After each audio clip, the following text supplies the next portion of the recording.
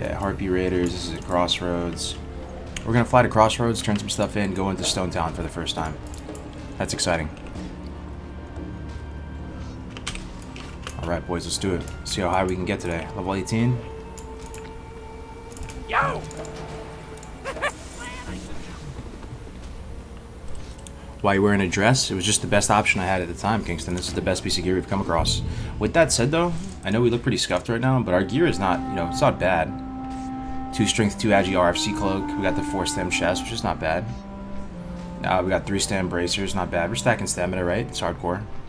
We have this Staff of Orgrimmar, 4 int, 2 spirit, RFC quest reward, fine longbow. We purchased this from the vendor at the Crossroads. Agile boots, pretty much a full set of green gear, looking pretty good. At least you move on from the diaper saga, right? Hey, is there an EU server like Bloodsail Buccaneers? Yeah, there is. Modlars, what's up, dude? There's 2 servers that I've heard of on the EU side where people are having fun, and it's the first one is Hydraxian Waterlords and Mirage Raceway. And there is a I'll link to the Hardcore Discord. We are over 1,000 people in the Hardcore Discord, guys. You really love to see it.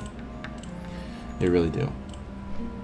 Over 1,000 people hanging out, sharing clips, playing the game the good old-fashioned way. Ally seems a bit more active than the Horde. Yeah, I think there's some sort of an ally bias in general so far. But I think people like Balderon, myself, Grace for Days, we've been playing some Horde recently. And that's definitely part of the reason why I also want to play this Hunter a little bit, to just get some more activity on the Horde side of things. Help, because, these people need people to do dungeons with.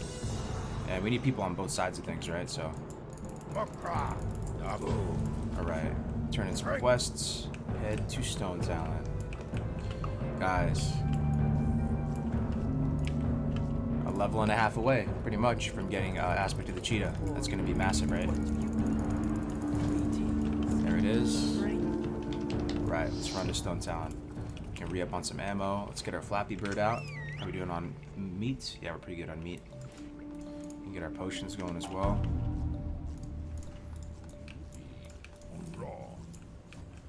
What do you need?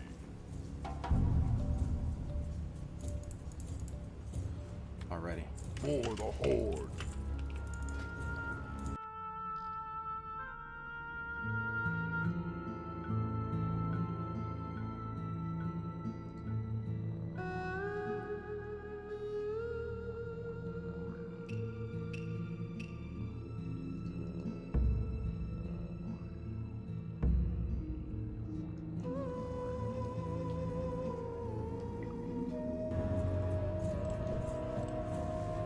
What pet would you recommend besides the carrion bird for Horde?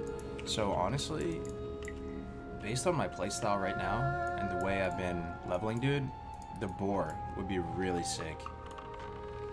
I think boar's really good. It's growing on me. I was actually thinking about it as I was falling asleep last night.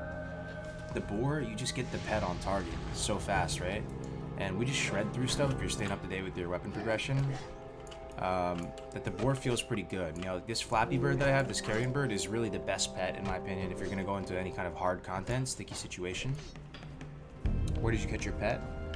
Yeah, it was in Mulgore. So when we popped over to TB to do some quests, we tamed a Prey Wolf Alpha, and then learned Bite Rank 2, and then dropped it and tamed the Swoop right next to it. Hey brother, I'm 46, my Dwarf Hunter. I'm planning on buying a Dwarven hand cannon. Do you think it's worth it? Depends on how much you can get it for. But yeah, it'd be really good for leveling if you can get it somewhat cheap, which I imagine you can. Hey, what's up, Tomars? Been watching other streamers. Glad you're back. Probably the most humble and down-to-earth streamer out there. Yo, I appreciate that, man. Kel, what's up, dude? How are you? Hey, mate. Good to see you enjoying your Hunter. Hell yeah, we're back. Just getting started for the day. It's what time is it for you guys? Right here, it's 8:30 in the morning. Got my cup of coffee. Couldn't get the bougie Starbucks coffee. I had to go to 7-Eleven today. We were in a bit of a hurry, but yeah. It's good to be back in the saddle, as they say. Hey, Firecracker, what's up, dude? Macro mouse over pet attack. You can interrupt casting heals with the boar. Hell yeah. I really love the boar. I got used to using it in the twink brackets. Man, oh man, one little trick you can use with the boars too is you just put them on stay, right? You put them on stay as someone's chasing you. Like let's say this is a warrior chasing me. I'll put my boar on stay right now, and then, you'll be able to get space from the target and charge it to get that 8-yard minimum range. Alright, so we're going into Stone Talon, and we're going to do the first couple quests in there. Going to get set up at the, whatchamacallit? At the Stone Talon village area, Sunrock Retreat. And then, let's see what we do next after that.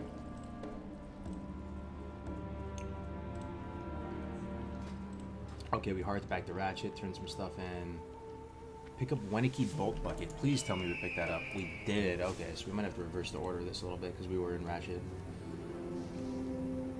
Okay. Never mind. So, yeah, so we're going to go to Stone Talon, do the first couple quests, hearth back the ratchet, then we're going to do Altered Beings, progress Centaur Bracers, and do Varog the Dervish, which is in that southeastern oasis.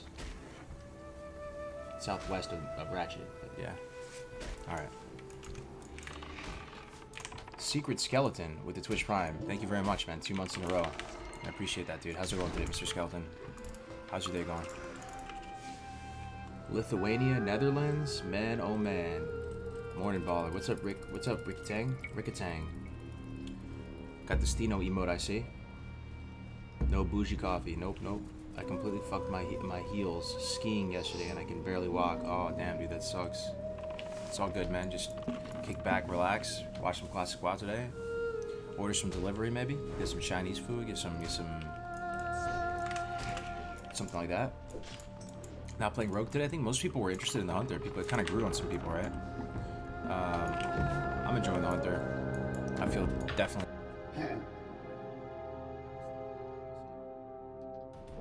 Here at Cargo's Gaming, never know what to expect. It's like a box of chocolates, right? Every day we play a different character, do something else. My family gets coffee from a local company, Galileo. Really nice stuff. Nice, dude. Yeah, my favorite coffee is Cafe Du Monde. Anybody know what that is? It's got chicory in it. It's really good.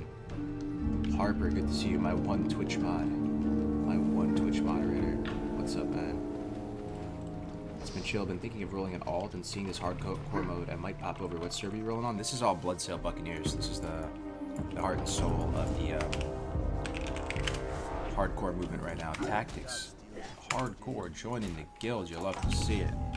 Man, oh man. I'm so happy we got this is, I'm telling you, like I said yesterday on stream. Getting this dude right here. First round draft pick.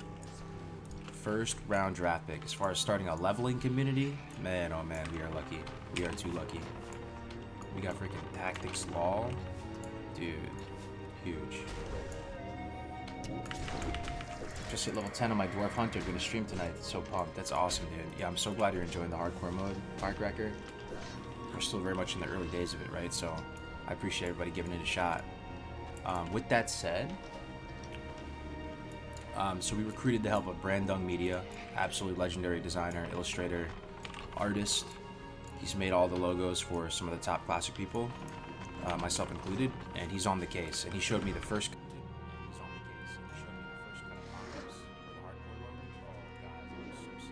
I'm excited to show it to you guys. He's shading it and coloring it and doing his thing, but it's look proud of and want to have on the stream and stuff. And we can even put it on shirts and stuff too, because it doesn't really use Blizzard assets. It's all custom drawn. It's gonna be hype.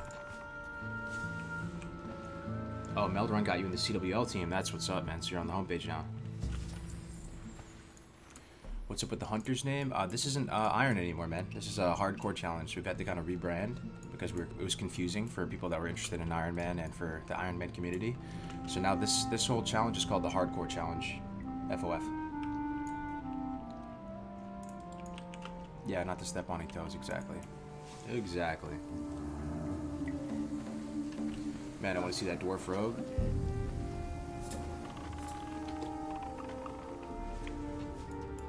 Yeah, we'll see how this goes on the Hunter. You never know, he might die. Still the same rules? Yeah, still the same rules. Yep. Solo self-found. There's a few things we've added, though, over the past week or two, which is, you can only do a dungeon one time per character. And we're starting to get some pushback. Yeah, no age. I'm sold. Remember when I was, super into the age? I'm on the same page with you guys now. You guys were right. The no age is the play. Makes it more consistent. It increases the difficulty a little bit, but not, you know, not at the point where it's painful. You know, it just kind of... Some of the Iron Man rules are just purely painful, right? Let me posture check myself, dude. Honestly, I think I might have to go straight bang energy this morning. This coffee's not really doing it for me. I'm feeling sleepy still. That's what we got. There it is. Let's go with the cotton candy, fam. Cotton candy flavored drink. I know it sounds a little suspect. That's good, I promise. Give it a shot. It's your local gas station, local convenience store.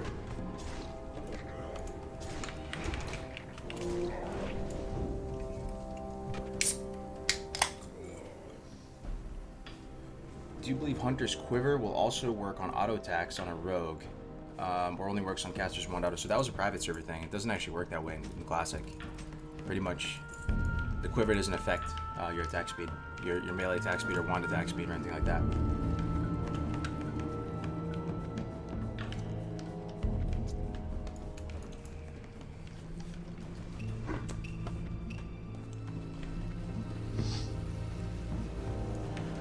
Okay. So we're gonna go kill these Grim Totems to avenge my village. What else? What else? What else? What else? What else? Oh, that's it. Just avenge my village. Grundig Dark Cloud we're gonna do later.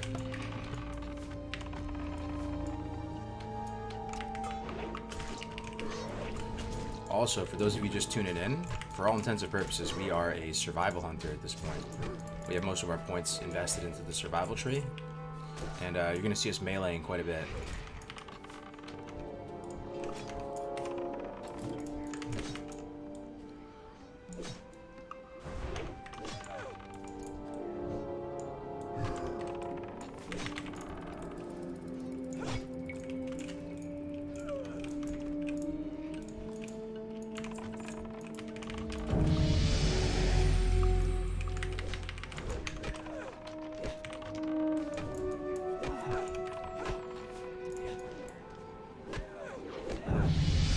Staff is a clapper? Hell yeah, it is. Really quite good.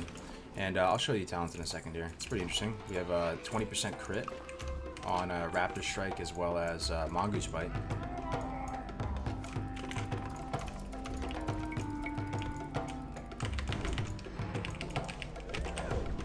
Okay, the pet's in trouble. There's a caster on the pet. It's kind of bad. Pet's in trouble. Pet's probably gonna die here.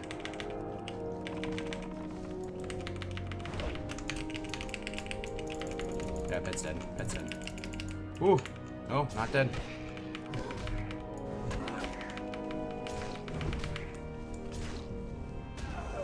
There it is. Oh no. There's another dude over here. Okay, we're fine, we're fine. Flappy Bird survived.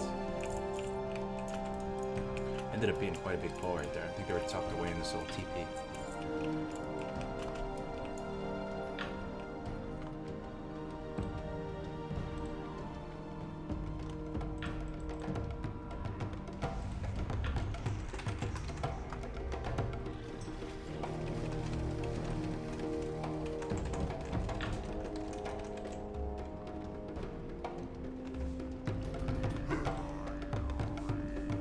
Yo, what's up, Jared? Welcome back, man.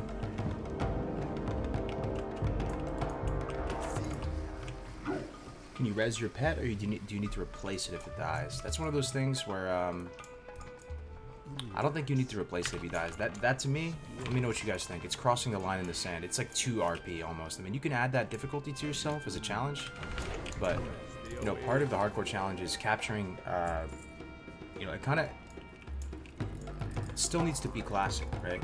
It still needs to be classic. You still need to kind of be playing the game the way you play it at 60 with the same mechanics and stuff, without adding a whole bunch of extra random, you know, things you'd have to enforce. It's just one of those things that, you know, what does it really do? You know, other than making it harder on yourself and making it harder to review and making it less fun, you have to reach that balance, right, where it's fun to watch, fun to play. Now, if you want that extra challenge, go for it, right? But just, you know, requiring hunters to, you know, ignore their class mechanics and stuff and being able to revive pet and stuff, it just feels bad. You're telling them to ignore a skill that they have. And you know, we could try doing that in like very limited senses, like if we're doing a challenge, like a tournament type thing for 12 hours, and let's say hunters are just in that time-gated event. Hunters are just clearing up shop, right? And they are just absolutely crushing it, and it's no contest. They're always number one in these little time-gated tournaments. In that limited sense, I think it'd be fair to, you know, experiment with that different rule set, you know, of, you know, if your pet dies.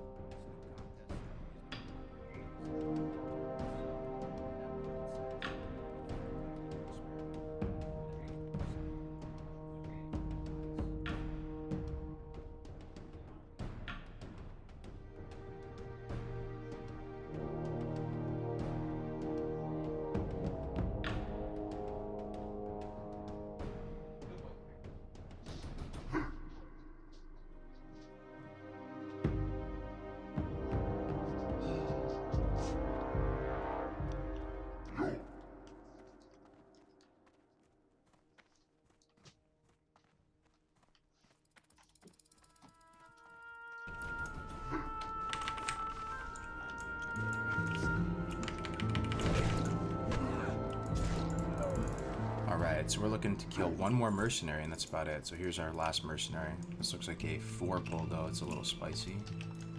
Just take this guy out instead. I gotta get used to using Immolation Trap again as well. That's something we really need to integrate into our playstyle as a Survival Hunter. It definitely is a DPS increase, and if we're gonna yoink stuff into melee range, you might as well drop the Immo Trap. It's really good damage, but again, it is a dot, so if you're gonna kill it within that Raptor Strike, might not be worth it.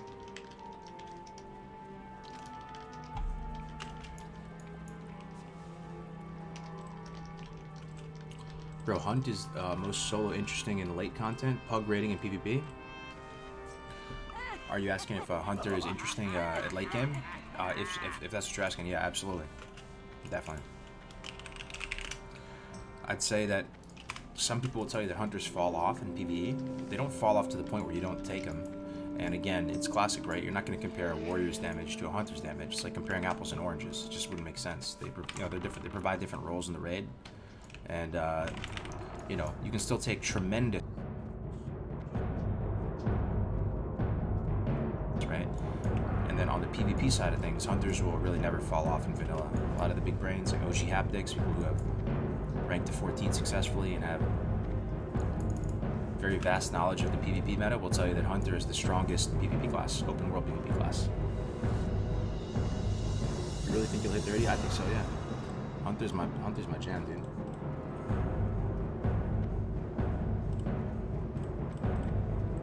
Nice dress, appreciate it. Oh yeah, I look cute, right? Look at the snack. It's evening on my side, just chilling with the wife and kids. That's cool, man.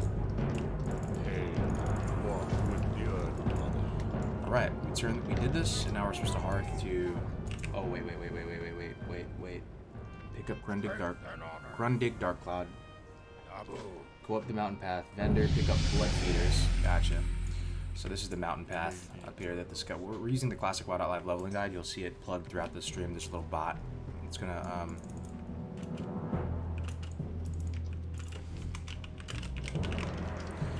there's a little bot that'll plug it, but we're using the classic WoW.Live leveling guide. If anyone wants to follow along with their own characters or anything like that, I'll just type it in the chat. It's totally free.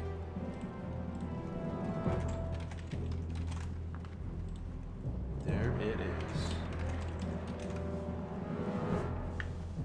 I'm still number 1 on my guild's DPS charts, yeah. No, I don't doubt it, man. Hey, what's up, Jordan? The time right now is 8:51 a.m. I'm in California myself, so Pacific time.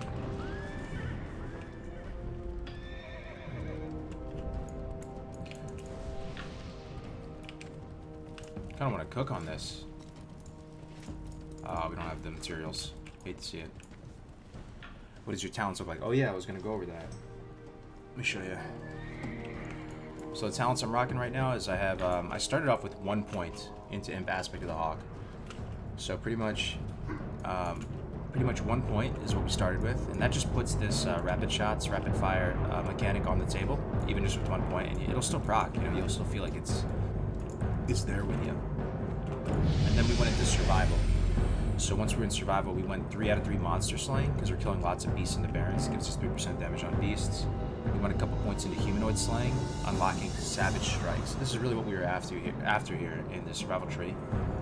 Now, it's hard to say if this is the most efficient or not. Probably BM is more efficient, right? But the thing is, we also have 1 life, so stuff like Improvive Pet, honestly, it's not as good. It's a little bit devalued because you're not dying all the time, and you know you're not gonna have to revive your pet as much because you're playing very safely. So now we're proceeding down BM at this point.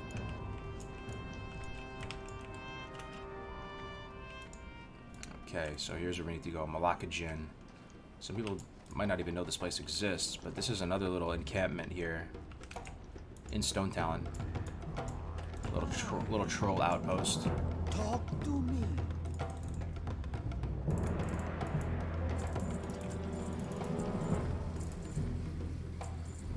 What can I help you? We're picking up a quest, Blood Feeders here. How's our quest look? Looking 19 out of 20. Okay. A lot of quests. We have a lot of quests. Isn't doing dungeons a bit risky? Easy to get wiped? Yeah, it's true. It's a bit risky, you know, but it makes for good content. And a lot of people who have been doing the challenge here. Anybody here, you know, is anyone here doing hardcore currently and has done a dungeon?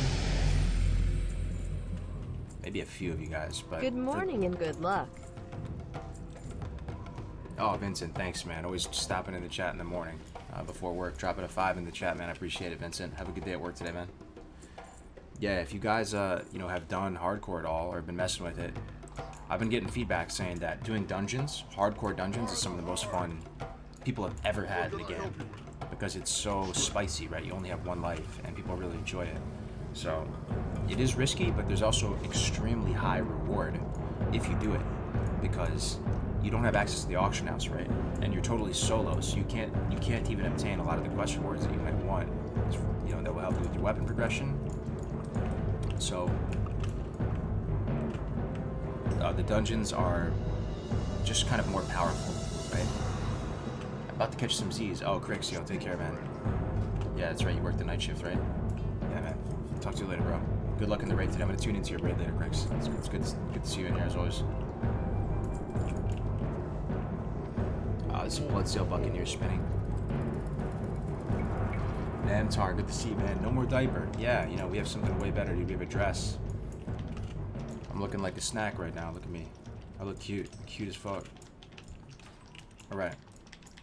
So we're going to this stone, whatever you call it. Sunrock. Pick up the flight path. And pick up Boulder Slide Ravine. Okay, okay. That's where Jamon died, man. Boulder Slide Ravine. Anybody know that quest? That quest is spicy. To someone who's not expecting it, maybe just going through this content for the first time, you get your ass killed in the Boulder Slide Ravine. That's the one where the kobolds and the crystals, the resonite crystals.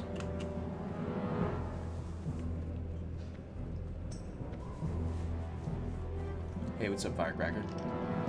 Still in here, huh? Back to BM, grab counterattack? Yeah, that's definitely a way to do it, man. Neebles, if you're looking for rules, I will link the official Hardcore Discord for you. All the rules of the challenge are in there. We also have a tournament coming up on the 29th that you guys are all invited to. It's not like an invitational or anything. Literally, any of you guys can join.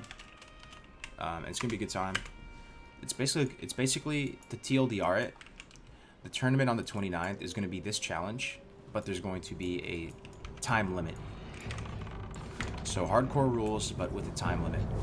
So what does that encourage? That encourages not safe line of play. That encourages risky lines of play because you're trying to level up as much as possible, but you only have a limited time to do it. So you're going to have to risk it for the biscuit. You're gonna have to go out there and you know, kill, you know, slay the dragons. You're gonna have to go out there and actually push it, right? So hopefully Hopefully it's a lot of fun. See how it goes. Good chance Blizzard will be watching, and you know, if this one goes well, you never know. Maybe you'll start to get on board with the idea of a hardcore server. You never know, right? But this could be the start of something really awesome here. You should be forced to do every quest in the zone. Like seeing the hunter. What's up, Rico? Okay. Yeah, so the one problem that we have with this guy, everything is going really smooth with this guy. Some people would say this is the blessed run even. The one problem we have with this guy is we've been kind of out leveling our professions. Our herbalism and alchemy, pretty scuffed. So our alchemy's at 35 and herbalism at 57. It's not that great.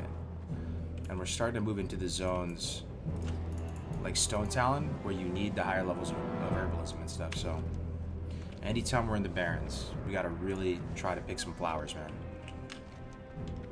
And when we go back at 20 to train, we should we need to make sure we train up the professions to the next rank.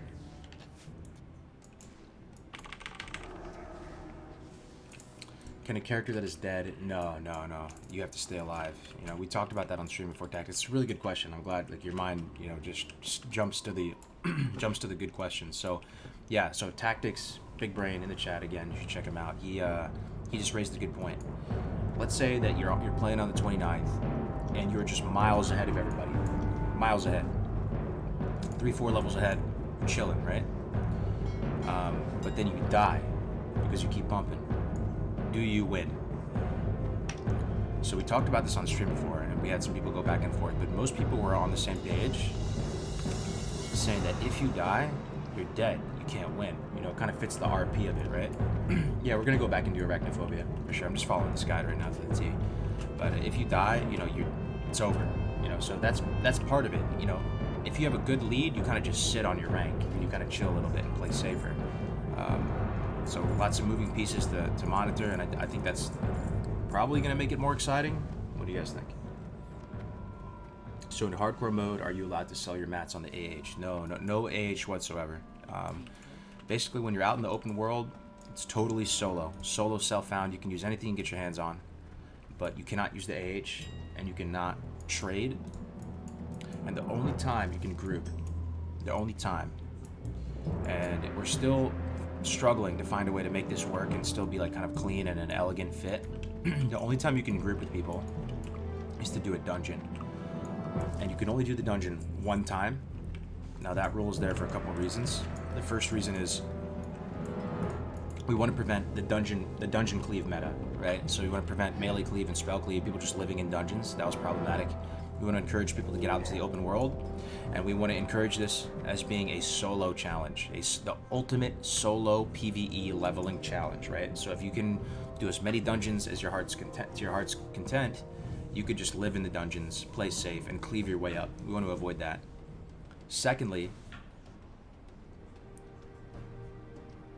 it fits the feel of an adventure more. If you can only go into the dungeon one time, you have to really make the most of it.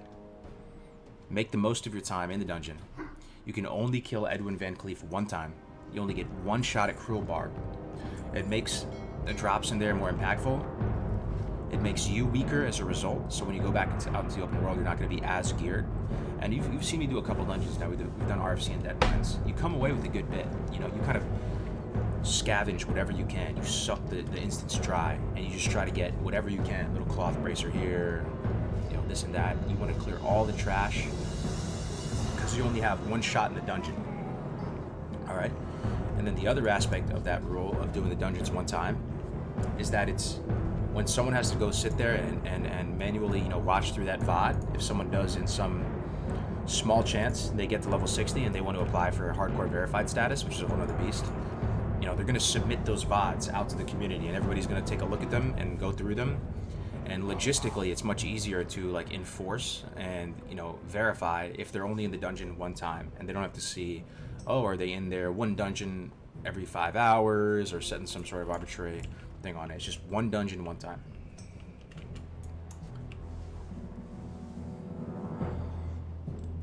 Unless there's no change at all, you should type /blade and show gear character sheet each time. That's true. Yeah, probably be for the best. It's kind of painful, and people would forget to do that. Then you have to think about yourself, like, are you gonna forget to do it one time? So, as much as possible, we're trying to keep it just as simple as possible to start with this few little minutia rules. Like the type of rules that bother me, but we kind of have to have them, is, you know, the no bubble hearth, no soulstone, no ankh. Those are the type of rules that just feel so specific that it almost feels bad. It makes it feels like you're reading this long, you know, manual of rules, and it starts to muddy the waters and stuff. But with those, you have to kind of make an exception. You kind of need to, right? Because the whole thing is, if you die, you're dead. Those are forms of resurrection, and the bubble hearth is in its own category, because the open world can't do anything about that. There's no way. Like, as long as you play with bubble hearth up and you have the max strength bubble, the 12-second bubble, you should be able to escape from danger. So it's kind of a way to cheese it. Necessary rules, yeah. What about pet death? Yeah, so pet death, I mean, I don't like rules personally that make people ignore certain mechanics of their class. You know, you kind of just want people to play the game, but play the game with finesse. So when someone watches a hunter play, it doesn't look like they're playing some weird mini game. It doesn't feel like they're playing some weird sort of thing that's not classic. That's how it very much sounds to me when I think of the Iron Man challenge. You're playing with no talents and all these very specific and almost arbitrary rules. It doesn't feel like you're really just playing the class well and with finesse, right? So, I mean, if you're saying you can only, as soon as your pet dies, you have to tame another one, you're kind of saying hunters, you can't really use Revive Pet. Revive Pet is no longer a thing. You're invalidating some of the skills that the class has. That's a class mechanic. That affects talents, and that feels bad, man. So, if you want to apply that to your own run, absolutely, it's going to make it more difficult for you, and it'll probably make it more impressive. But I wouldn't want to say hunters. And that's the other aspect of it, is if the poor soul, it's probably going to be me, just sitting there watching the VODs. Are you really going to go through each time and wait for the pet to die and see if they indeed abandoned it and tamed the new one? Just a logistical nightmare from that perspective, right? What happens if you do a dungeon with a hardcore character that fails his VOD validation? No, it doesn't scuff your own run. Yeah, there's nothing you can do about that, right? So, Bubble Hearth should be allowed. It comes online 40 plus as part of the defensive paladin. Yeah, I mean, the thing is, like, you would really never die, though. I mean, you would never die. You'd have a macro for Bubble Hearth, and you would be able to, with almost 100% certainty, avoid death. You would just Bubble Hearth anytime you got in any kind of situation. You just log out. You'd be fine. There's no failure, right? So even stuff like Vanish and Feign Death, there's a chance of failure. There's a resist chance. Oh, absolutely, Courtney. That'd be huge. I appreciate that. But there's no chance of failure. Even a silence, whatever, blanket silence, you can bubble out of it. No point in banning Soulstone Ankh. Well, the thing about those is that you actually die. You die. So if you Soulstone yourself, you die. Your character dies. That's a form of resurrection. So I think it makes sense. I mean, it would really make the challenge significantly easier for those classes if you had Soulstone and Ankh. They could just play super conservatively with those, right?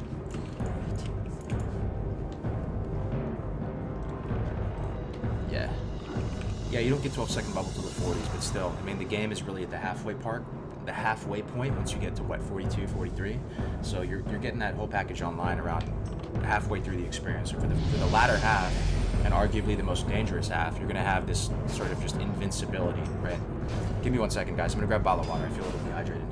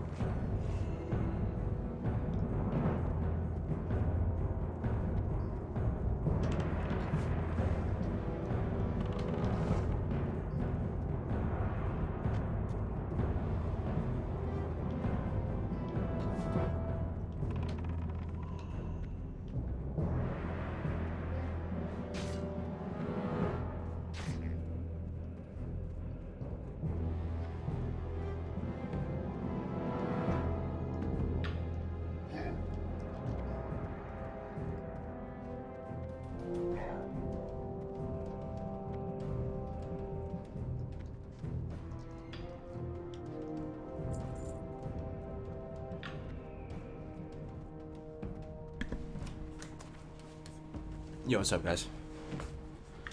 I need to fix our fireplace here. Fireplace is scuffed.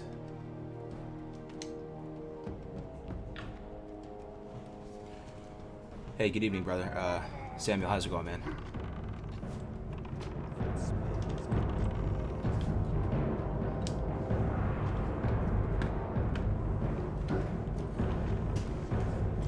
Just make it a rule not to train those spells. Yeah. I mean, again, here's the thing. If you have any concerns with the format, don't think this is done. This is the beta. That's what I've been telling people. This is the alpha. This is the early access alpha to hardcore. And hopefully we can just, as a community, watch this event on the 29th unfold, watch the streams as they unfold, and we can course correct. If something isn't fun, that's probably the number one thing, right? It has to be fun to watch and fun to play, and make good content, create good clips. It has to be fun to watch and fun to play. So if there's anything that's, you know, making it less fun to watch and less fun to play, let's freaking change it, man. We'll get there, right? Like, so no sweat it if you feel concerned about some of the rules. We're just taking baby steps, trying to get feedback from you guys, and it'll be good. What's to stop mages from AoE farming in the comp? So there's nothing to stop them from AoE farming. I don't think it's necessarily bad, because AoE farming as a mage is pretty risky, man. If you get a couple resists, if you mismanage your mana, you can very easily die, especially if you're just doing pull after pull after pull after pull. You'd have to be a very seasoned mage to be, you know, to get through that with no deaths. I'll even watch people like North the Mage, and people who have played mage and take tremendous pride in their mage play, and out of nowhere, they're grinding the Murlocs and Dustswallow, and out of nowhere, a Coast Runner comes sprinting up, and you aggro the Coast Runner, you get a resist or two, and you die, right? So I don't think there's an issue with AoE, solo AoE farming as a mage. It's part of the class and part of the kit, and, you know, if you can get there that way, you know, just think about it that way. If you can get from 1 to 60 as a mage, solo AoE farming the whole way, that's impressive. That's impressive, and you're still out in the open world, and it's still a solo leveling challenge. Guys, shall I play Classic WoW? Is it going to get expansions like old times? If I was a betting man, most people think that, yeah, it's gonna get expansions. It's gonna get TBC and Wrath, and they're gonna at least do that. So this is the best for a lot of us in the chat, man. This is the best game ever made. So if you're asking us if it's worth it, I would say, do you want to play the game? You want to play the best game ever made? Then boot up. For the Horde.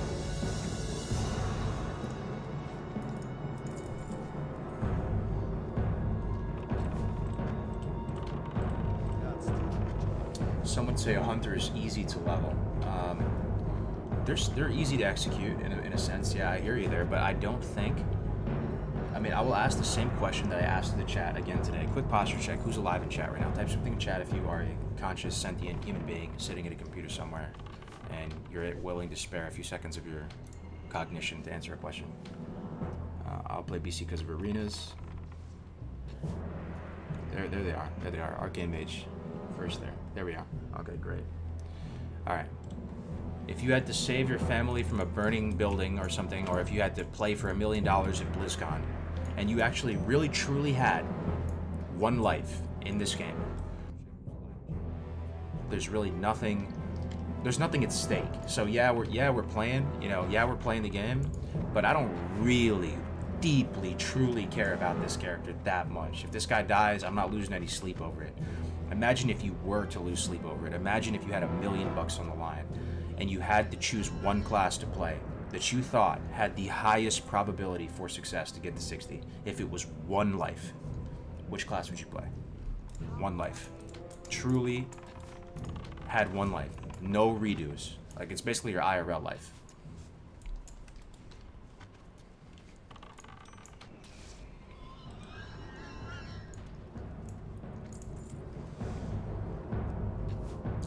So what I'm seeing in the Twitch and the YouTube is there's actually a diversity of classes, which you love to say. And Eden, who, yeah, Firecracker says, anyone who plays Hunter doesn't play a Hunter.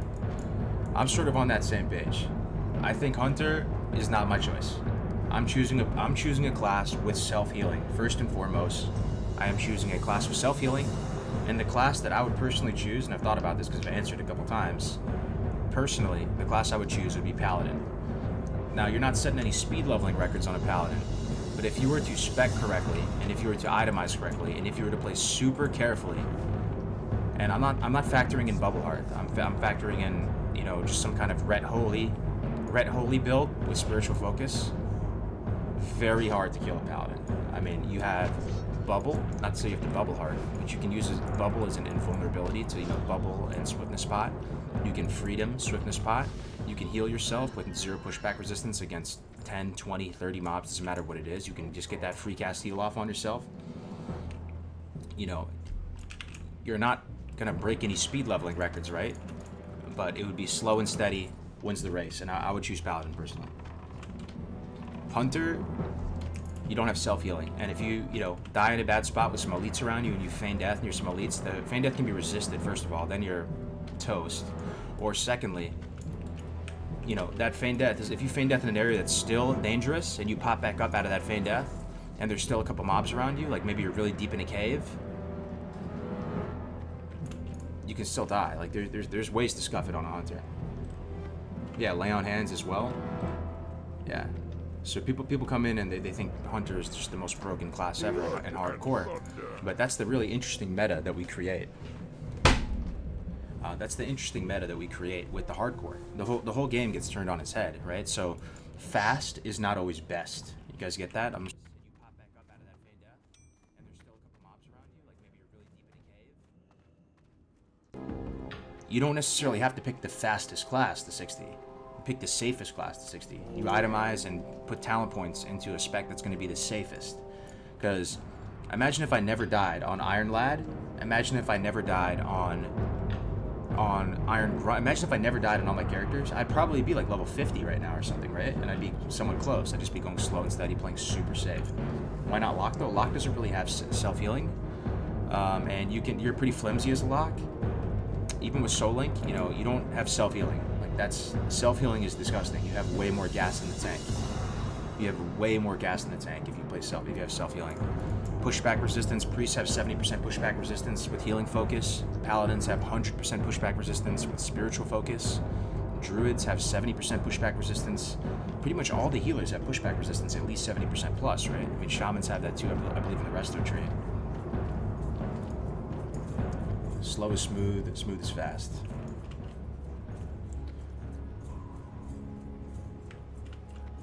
Anyway, did we pick up blood feeders?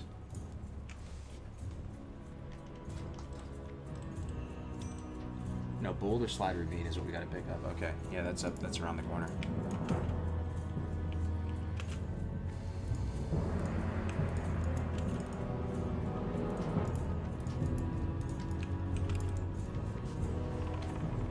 Would be cool if someone made a hardcore out on the reports back to his site. Based on that, you could disqualify based on spells. Yeah, I mean that's potentially the future, guys. If this on the 29th goes well, right, and people have a really great time, it could really be cool, man. Some people, I'm not gonna try to. I'll let you guys think for yourself.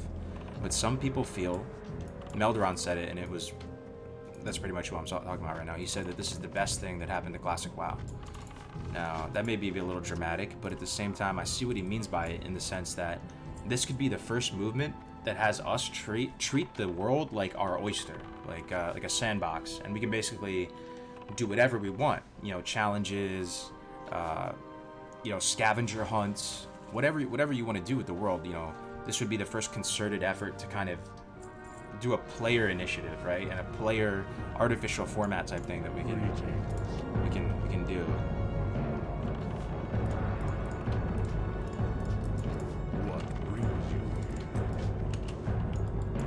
And you know, if it went really well, if it went really well on the 29th, then Blizzard would probably have eyes on it and start thinking about it at least.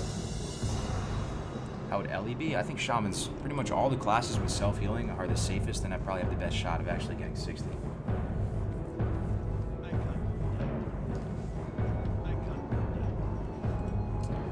Not true, you don't have an oh shit button as a hunter. Very well said, Firecracker. Yes, all it takes is a dynamic respawn and you're done, 100%. You know, some casters pop up on you, you don't have self-healing, you don't have an oh shit button, you don't have a bubble, and you're done.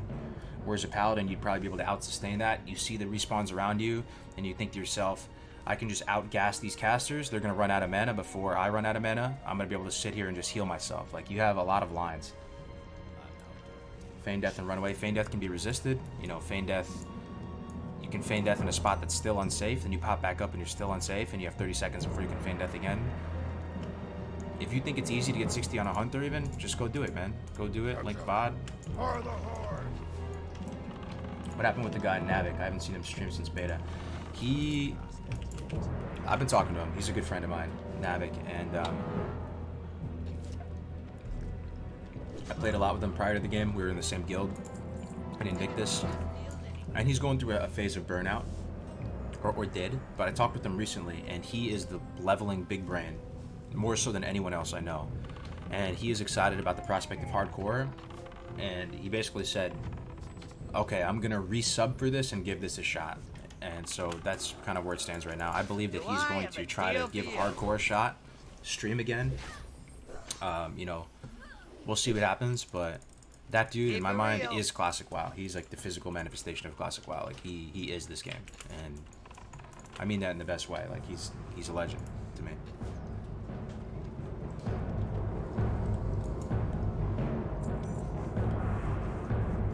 He doesn't only love leveling, he loves solo leveling. That's his jam, dude. Like he was Horde first beta, Horde first 30 on the beta, and you know, as a warrior, he was Horde first 30 on the beta as a warrior. Let's just think about that, okay? But you know, he knows all the quests. He made the leveling guide basically. You know, probably 70% of the effort. If I had to pick a number, was him on this Classic WoW Live leveling guide. Maybe 60%. Egregious did a lot too, for sure. But he, you know, yeah, he is leveling. I mean, he is this game. So, yeah, the rogue didn't die.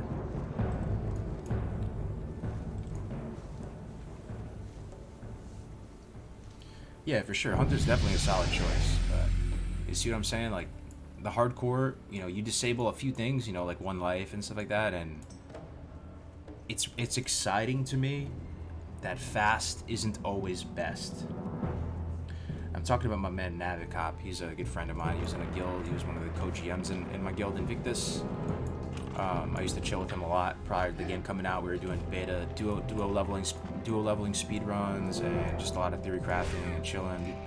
He's one of the partners in the Classic WoW Live site.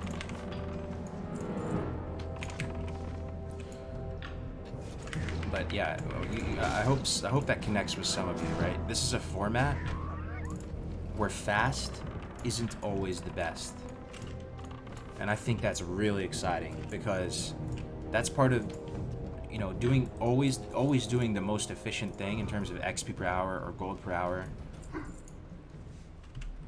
It can be tiresome, man. It can create like a meta that's not that enjoyable, right?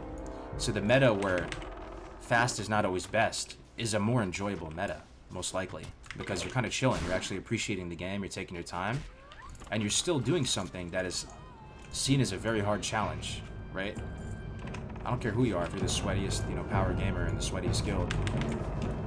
To think someone got 1 to 60 without dying one time is impressive as any class.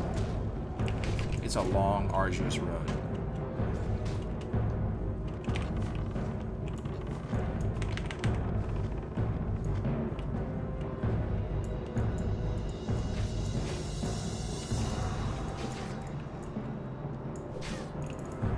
Frankly, it's a return to how the game was intended to be played. Yeah, well said. Couldn't have said it better myself. 100%. That's why I'm so excited about this, and this is why I pretty much only stream this. I'm doing BWL too, guys. It's just, you guys really want to see BWL? Everybody stream BWL. Warriors would be the hardest? Absolutely. And I think it's the ultimate leveling challenge, you know? It's, if you can solo level a warrior to 60 with no deaths, that is probably going to be the proudest thing you ever do in Classic WoW.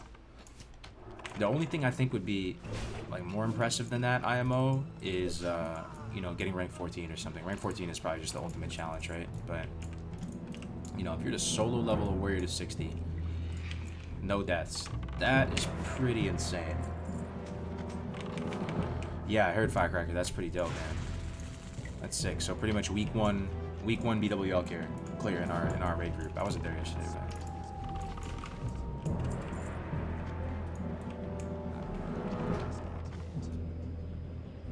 rank 14 with no death. Yeah, that's the ultimate, true.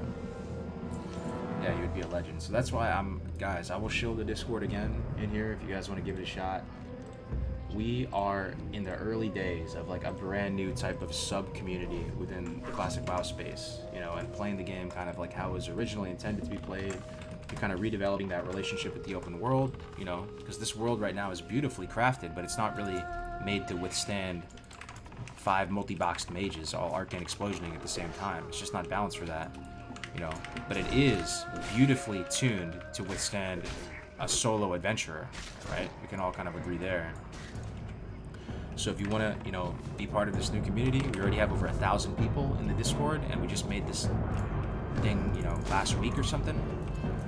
You know, I know Stay Safe is doing it right now too. He's doing the hardcore challenge. You know, he's streaming it right now with literally 10 times the amount of people I have, and you know, maybe some other people are going to follow suit too. It's pretty exciting, guys. Yeah.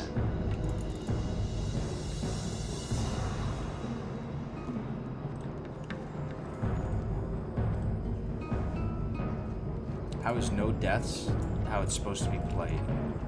It's not about the no deaths. It's about your change. It's about the change in your lines of play as a result of only having one life. It's about how you experience the game and interact with the world, and like the strats you take, the leveling paths you take, as a result of only having one life. So, for example, do you think the game was tuned so that you were gonna death skip around the world and just die in caves and take res sickness over and over again to like teleport around the world? Probably not, right? I mean, I don't think Blizzard was intending people to, all right, I'm a new orc hunter in this immersive new RPG. I'm gonna sprint into the cave, die, res at Razor Hill by some glitch, go to Razor Hill, jump into the Barrens River, die to an alligator, respawn at Crossroads. Or, you know, I'm gonna run on top of Gnomeregan and jump off of Gnomeregan into like some no man's land untextured area, die, then respawn at Menethil Harbor. Hell yeah. Yeah. So. Yeah, and I still like doing that. I still think that's part of the cool aspect of the game, right? Like, I know the death warps, I like the death warps, and all that stuff can still coexist and just be part of the, you know, the knowledge of playing classic WoW. And it's cool. Like, I'm glad that the death warps are, it's like an additional finesse point, you know? And it's cool to watch people execute those strategies. But at the same time, it's nice that, you know, playing the game the good old-fashioned way now has a good format as well. Like, another competitive, respectable format.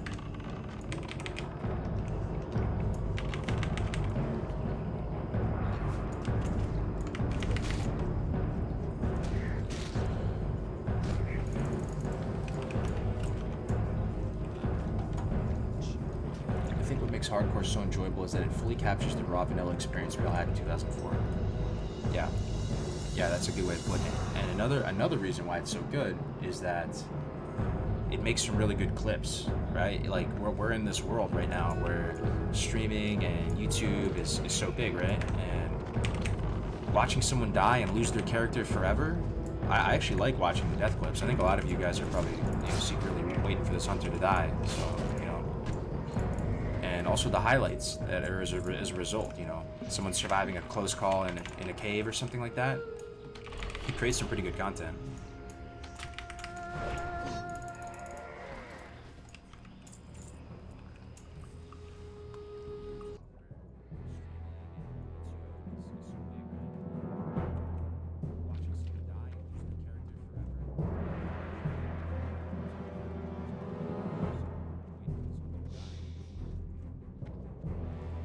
Response to the min-maxing culture. Yeah, about that a lot, right? Min-maxing.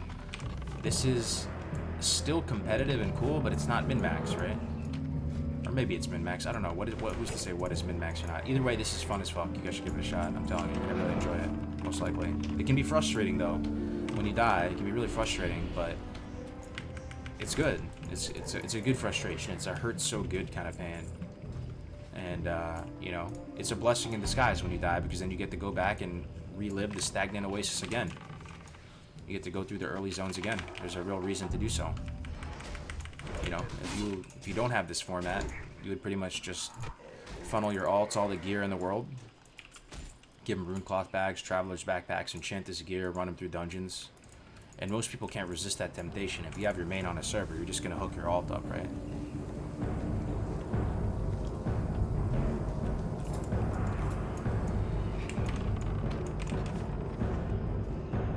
Hardcore makes blacksmithing great again, true. Makes a lot of things great again. Inventory, caves, it makes fatigue, drowning. It makes all that stuff real considerations, man. Drowning, jumping in the lava, fall damage. It makes fall damage great again because there's actually a very extremely severe consequence to fall damage. What flavor bang? This is cotton candy flavor. I like it. You have hardcore service? I mean, I love it, man. I'll play the shit out of hardcore service.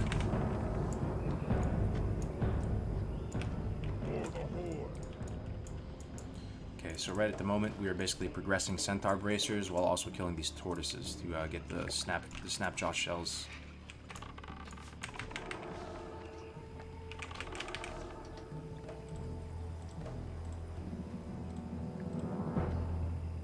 And Varog the Dervish as well. Yeah, Varog the Dervish. Oh, we dinged. 19, boys. Hell yeah.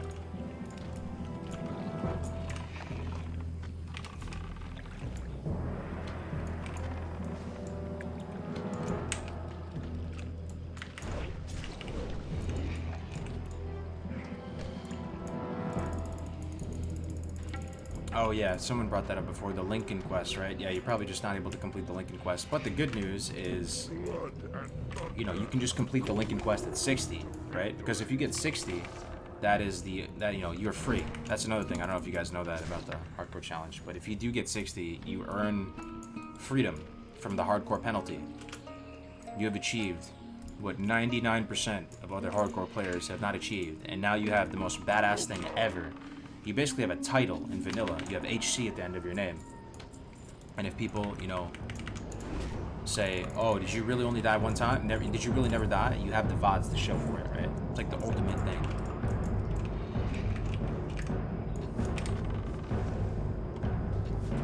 Planning to do WC? I'd like to, yeah.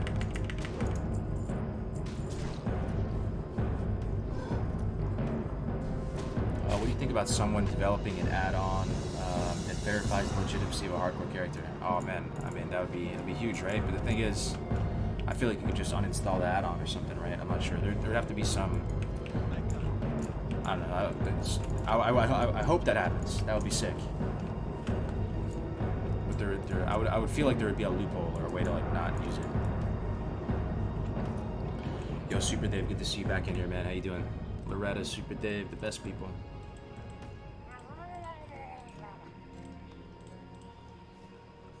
Death counter? I mean, Blizzard could... Do you think it would take that much money for Blizzard to make a server like that? A hardcore server where they just disabled respawn?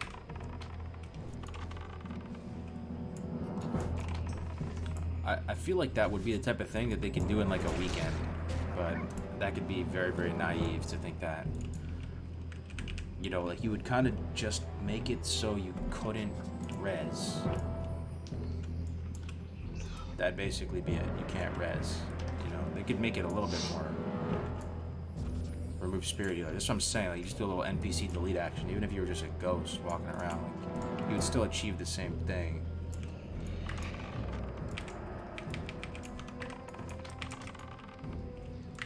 Oh yeah, so this Varog the Dervish guy, we just have to kill tons of these centaurs and he's gonna spawn, right? People say that you have to kill certain centaurs, but I think you just have to kill centaurs. Inventory is full. I think all centaurs do it, right?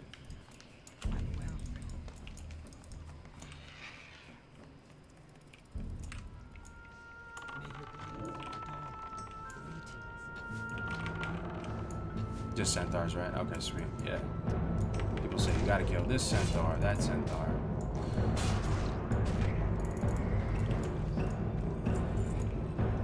If the add-on was tied to the Plate API, there would be no loophole. I mean, this is why the Hive Mind is amazing. There's, you know, 900 people in here, or something, 800 people in here. There's got to be some people that would know how to do it. It should be sick, you know. I'm not a big brain. developer. I don't really know how the technical stuff works, but that'd be really, really, really, really great. I mean, we just gotta show Blizzard that there's a demand for it, right? And then maybe they do it in a weekend. Would anybody, who would be against it? You know, like I'm trying to think right now. Would there be a portion of people that says no hardcore servers for some reason? It wouldn't really hurt anybody, right? It would just kind of be its own thing. They just make 1 or 2 of them, and it would be a whole different meta. Like there would barely be anybody at 60. The economy would be different. Everything would be different. It'd just be like a new game, pretty much.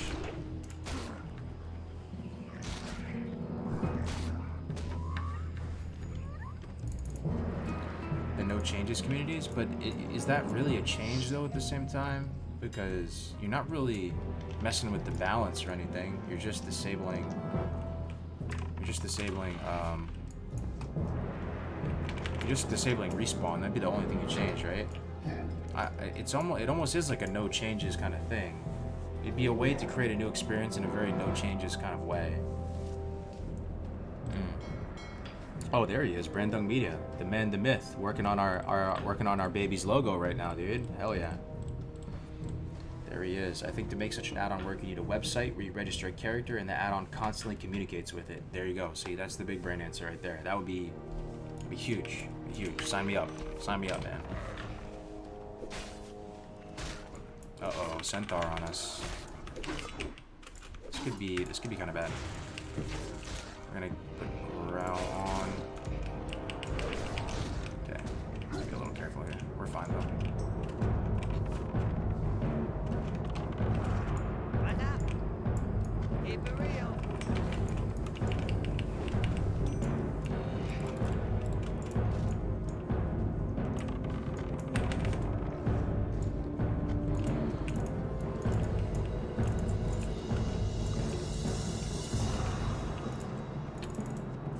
Well, the no changes guys are more ready to deal with the changes. Yeah. There are some changes, right? But the no changes movement has been helpful though, guys. At the same time, because people were so fervently no changes, it's very reasonable to expect that we got less changes than we possibly could have had, right? Because people were so against changes. But I think even those people, like, you know, I'm a no changes guy. Dev Camps, Melderon, they're no changes guys. They're starting to warm up to the idea of some changes. I'm not really so much at warming up to the idea of some changes, but I sort of feel a hardcore server option wouldn't be changes. It'd be its own server, and it would be. When people say no changes, they're worried about Blizzard balancing the classes.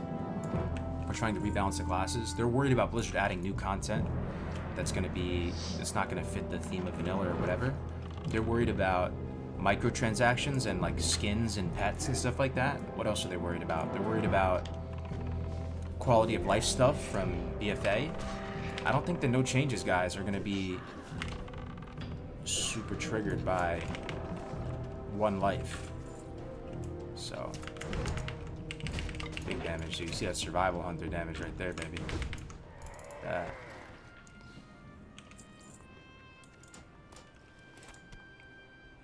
Ooh, 1 agi 2 stam cloak. I think mine's better. I kind of like the strength, dude. When you're a survival hunter, you kind of like it. Varrock down. Hell yeah. I mean, it's not really your job to appease the no changes guys either. So people want a hardcore server, it has no impact on them playing regular servers. Yeah. That's what I'm saying. So it would be a change, but it wouldn't actually impact the other servers, really, right? It would just be its own server with one little tiny thing disabled, but that one tiny thing that's disabled would have massive impact on the game, on the gameplay experience. So, and I really do think it would take Blizzard like a weekend. I don't know. Maybe there's some developers in here or something that know. I feel like they would just, you know, basically go into that one server, find the Spirit Healers, .npc delete 473732, and now you have a hardcore server. So it's probably not, you know, if they can implement it, it's that Blizzard probably thinks there's not any demand for it. So, you know, if we do these events and there is demand for it, and people like it, then it's possible. What's up, Christopher? If only you knew how to code. Yeah, same here. An undeniable innovation to WoW Classic that their old school base would be up for. Yeah, for sure, for sure. That's a good way of saying it. They'd also have to remove resurrecting plays. Ah, that's a good point, man. That's a good point. But no, hold on. I mean, okay, yeah. Maybe it would be a little bit more challenging. So what would happen, right? You'd probably just die. And you know how it says release spirit? It would just say game over or something, or like better luck next time, or you dead. That'd be it. And that's where it would end. You know, just take you back to the character screen.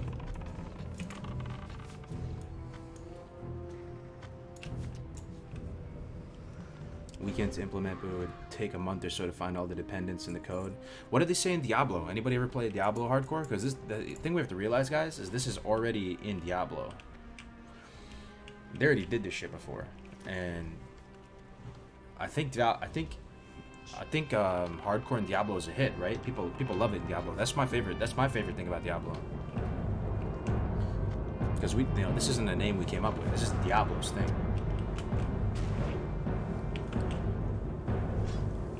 Your deeds will be remembered. Diablo is single player though. True. That's true.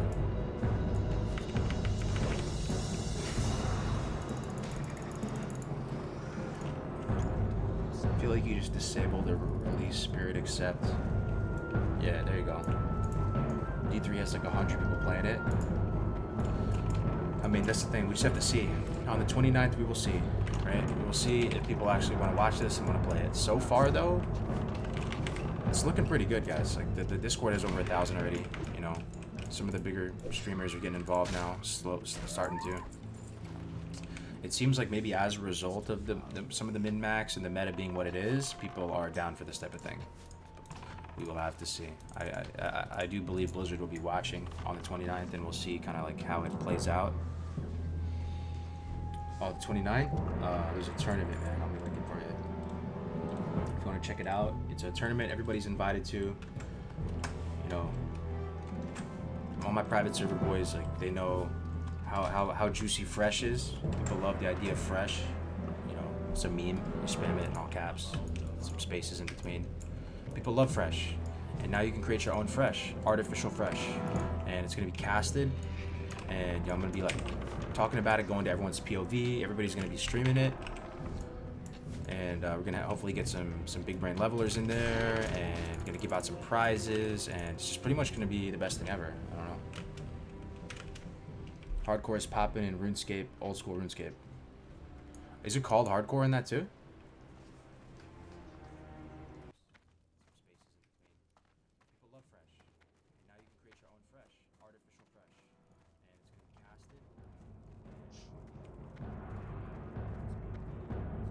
Bitching fest and basically forcing them to act in response to him. I think they'll just ignore any potential good ideas. I don't even know what happened there, honestly. I literally have no clue. What happened with Desmond?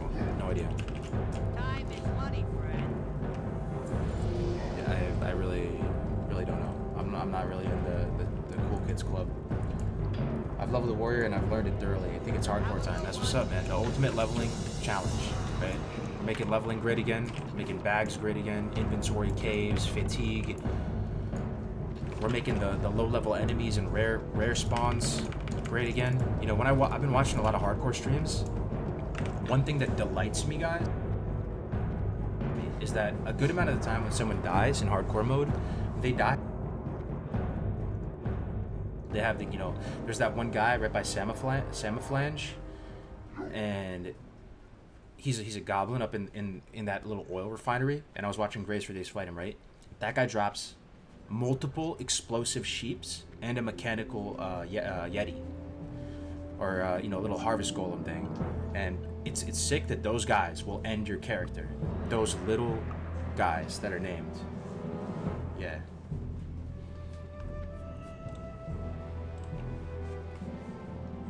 That guy's a funny name. Oh, what's up, Max? Good to see you in here, man.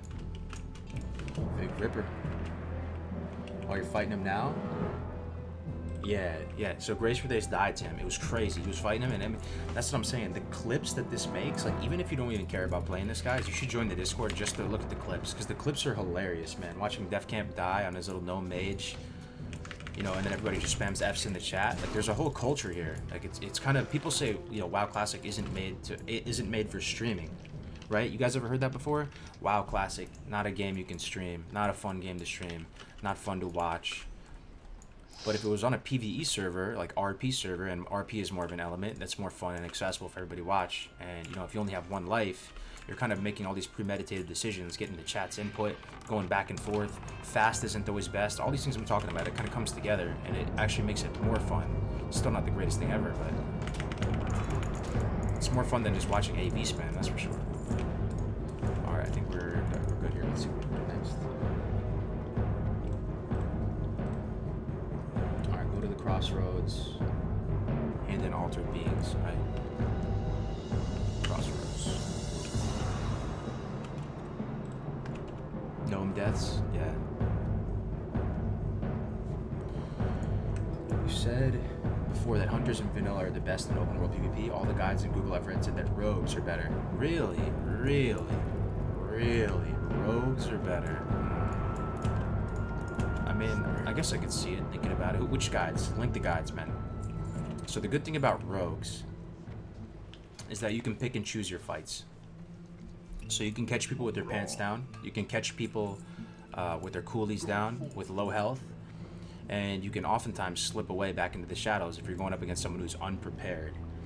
Now, if you're going up against someone who knows what they're fucking doing, and a rogue opens up on them and they don't flinch, and like me, I don't flinch when a rogue opens up on me because I pretty much prepare myself to fight rogues. Like, rogues trigger me when I die to rogues. When I play Warlock, I know that I can take a rogue if I just man up on him. At least for me on my Warlock.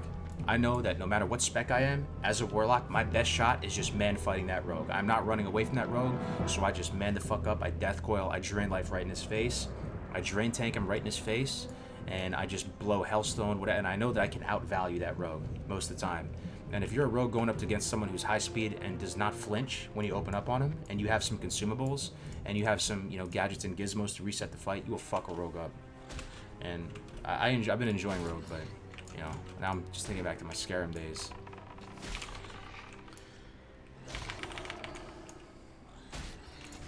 Hunters are pretty much impossible to run away from. They attack you from range.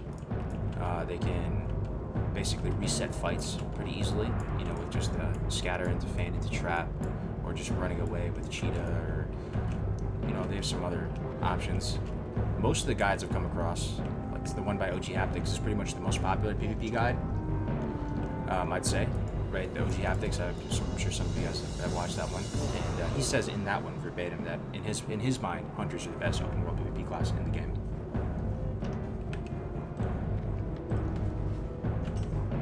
As a rogue, I'm scared of locks, absolutely. Absolutely.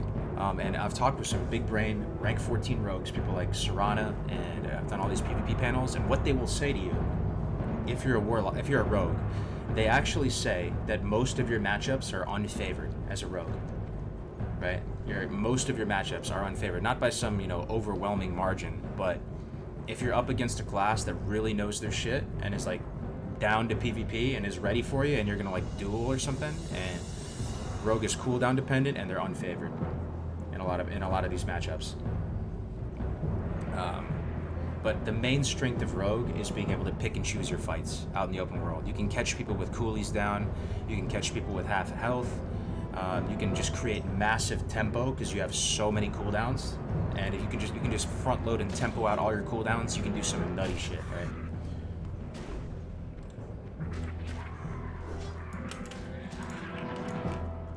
Peace, friend. I've been expecting you.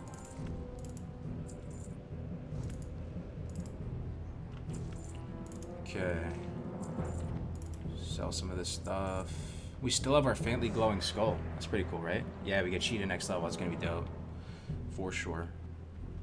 Let me see. Do I have all 8 slots? I have 1 6 slot. I kinda just wanna upgrade it. Just wanna upgrade the 8 slot. Let's go. It's not that much.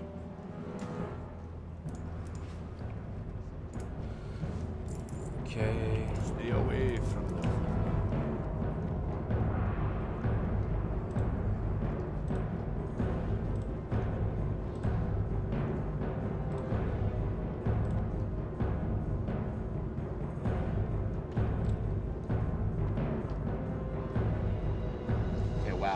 So we're gonna go north up to. We're going north up to Ashenvale now. Weird. Okay. North up to Ashenvale. We're gonna turn in Winnicky Bolt buckets, do nugget slugs. Okay, sounds good. Give me 1 second, guys. Drinking Soylent. I've tried it before. Not a fan. Not a huge fan.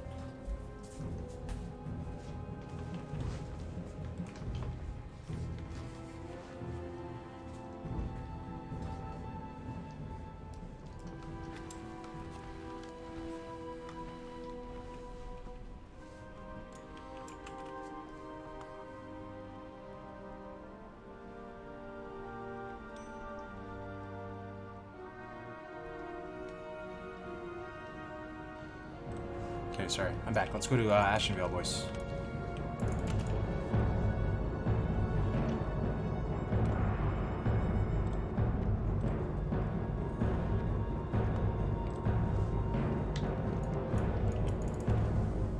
Dude, goes so far so good, man. Keep the focus at an all-time high. 39 more to go. Yo, appreciate that, monster. Appreciate it, man. Stay safe doing hardcore again. Hell yeah. Yeah, that's it's good. That's good, man. That's really good that he's doing hardcore. Right. It's probably good. Get some more hype for it. Doing nugget slugs right now. Oh, nice. Hell yeah, I'm headed up there. Doing Winnicky Bolt bucket, nugget slugs. I don't want to kill these plain striders just for the strider meat. Each strider meat that we get gives us 2 spirit food. It's pretty nice. Let's kill some of these. Yep, that's 2 spirit food right there.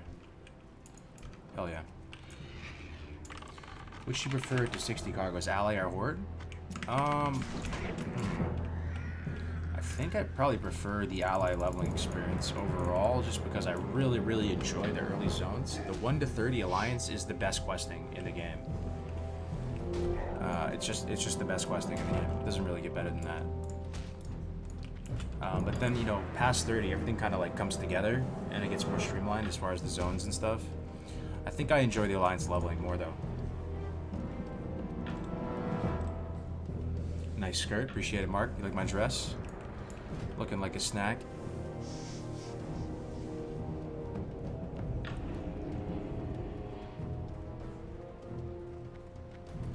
By the way, cargoes, as a tip, you should make a macro that does cast feed pet, next line use, and shift click whichever food you want. That's fucking big brain, dude. If that was always a thing, I'm gonna be mad. Let's do it. Let's try it out.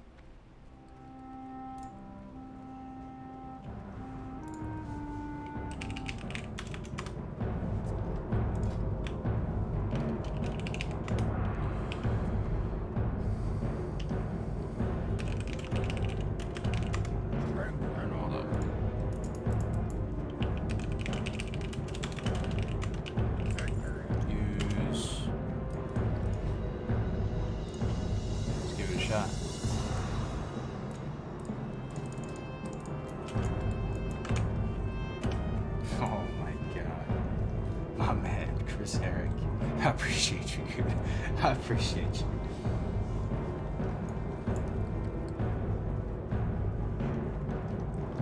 Barons feels like a chore to me. Yeah, Defcam feels the same way. He's done the Barons too many times. I like it. It's I mean, just look at the trees, man. This is so Warcraft. This is so classic right here. The trees, the Zevras, the Plain Striders. Barons is great, man. You stay here for a little bit too long, though. I agree. What's up, Dylan? Where can I find more info on the Iron Man League? It's called Hardcore, and here's the Discord for you, man. Yo, what's up, Milan? Good to see you, man. Yeah, the Barons is classic. It's comfy, man. The music. I've been doing a lot of Alliance play recently, right? So it just feels good switching it up, coming back here.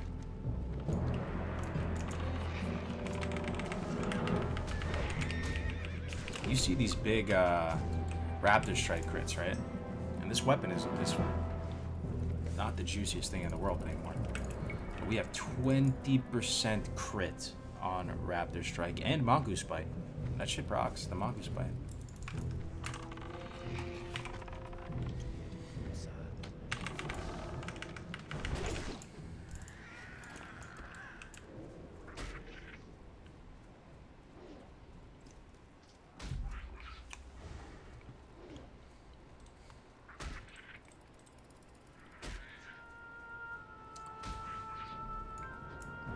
What's up, Smirkus? You like Classic over Retail? I'm just starting back up and never played Classic, so wondering if I should level up a character in Classic this round. I do, man. Maybe it's the age, maybe it's just bias that I played this game so much, but I really do believe that this is the best game ever made. It's the game of my childhood. It's up in its own tax bracket. It's not really comparable to anything else. And there are some people that feel the same, so if you haven't played Classic before, give it an honest shot, man. And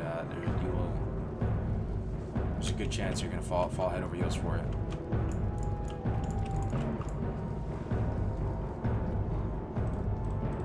You're not BM? No, we're survival at the moment. What would you think about weekly leaderboards? Most XP gained is a hardcore character, all that stuff, all the above. The hardcore, yeah, that'd be great. You going full survival? No, I'm making my way down BM now. We just went down to get survival, Savage Strikes. Go forth to victory. Why are you going around like a mage with a robe and staff? That's just vanilla for you, man. Sometimes the gear that drops, it's cloth. Blood and thunder.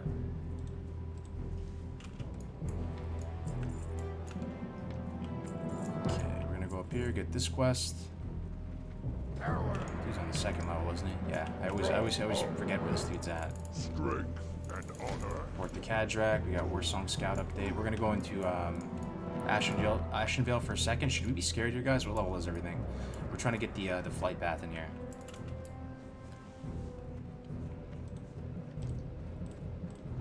Hopefully this is where we meet our end.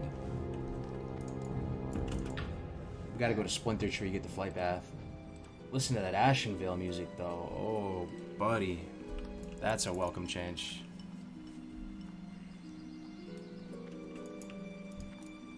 Let's see what level everything is. Stay on the road? Yeah, appreciate it. Mid-20s? Yeah, we gotta stay on the road, right?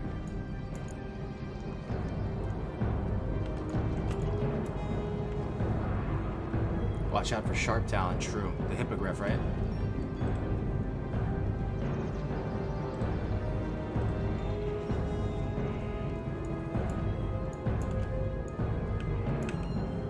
Look at this guy. Level 21. Oh, it's not bad. Level 21. Okay.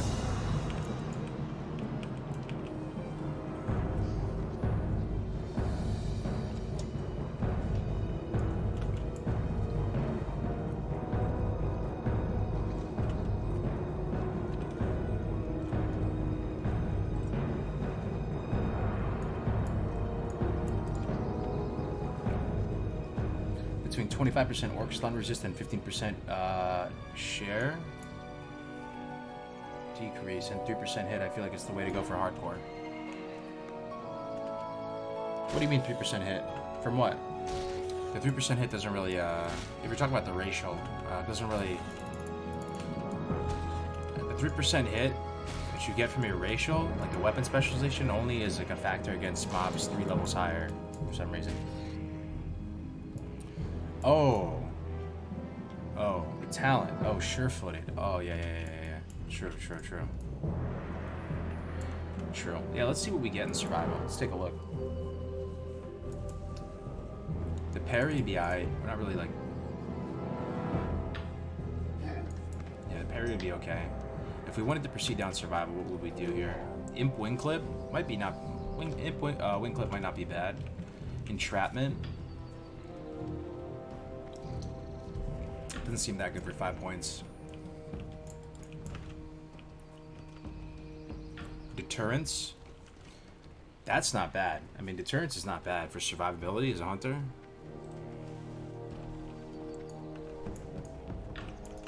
Yeah, rogue's not dead. 5 out of 5 health. That's not bad too. That's true. I mean, it kind of reminds me of it kind of reminds me of the Warlock Fell Domination talent.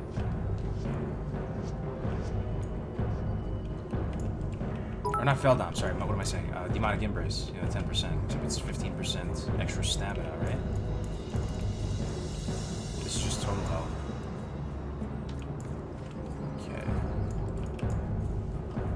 Holy shit. Almost gave me a heart attack. Oh my god, man. 10,000 bits from Sarmonican. Thank you so much.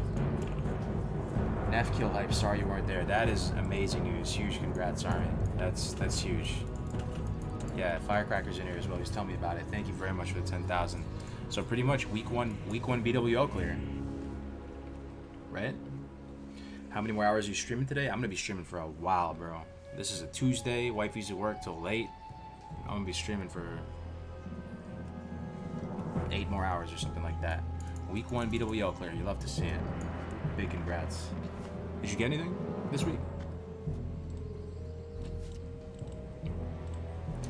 Go all the way to the Strand. That's pretty far. Nah, just getting the Splinter Tree flight path.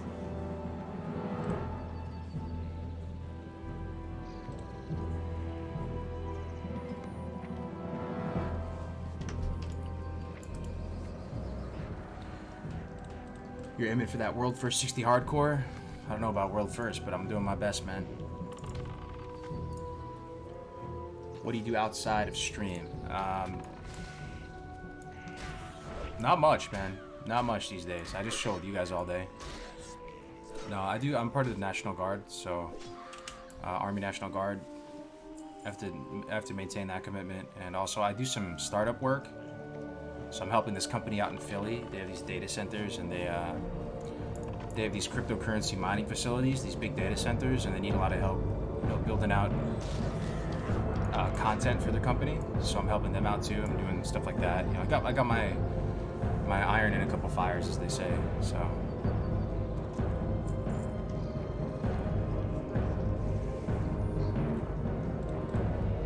Hey, would it be illegal to do Iron Man with my brother, only using quest and crafting gear? I mean, dude, that sounds like a super fun time. Duo leveling in this game is slept on. SSD mining? No, I mean, they have the big ASICs, you know, chip things, those huge, you know, monster computers filled in the data center and stuff like that. So, yeah, I mean, it wouldn't be the hardcore verified solo type of thing, right? But it would just be super fun, and you know, eventually we can create a duo mode or something like that too, you know, because that sounds just amazing. Duo level.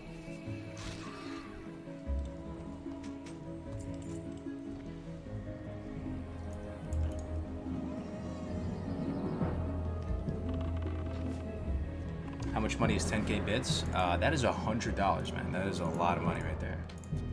Yeah, Sarmi has been keeping a roof over my head for a freaking good amount of time now at this point. If you're gonna join us tomorrow for BWL again, I'm dropping Neff Head buff at 7:30. All right, appreciate it. Yeah, I'm definitely gonna join again. Absolutely. I had a lot of fun last week. You getting me through these tough days of being home from work, bro. Thanks for the feedback, Torrance. Happy to be here with you guys. Love the dedication and the vision. Keep up the good work, man. I appreciate that, K-Shan. We need you to level a hunter for BWL, or hunters are flaky. I wish I had a 60 hunter. I said it before on stream. I almost regret saying it because Crix got, you know, offended and stuff. But it's true. If I could trade my Warlock for a full tier 1 Orc Hunter right now, I might do it. I love hunters in vanilla, man. I know people say hunters fall off, but if I could just straight up like character swap for a 8 out of 8 tier 1 hunter right now, full giant stalker, just Raktalar and stuff like that, and I could pick up an Adrathul, crossbow of ancient slappage, I would do it, but that's just a fantasy. I like Warlock too.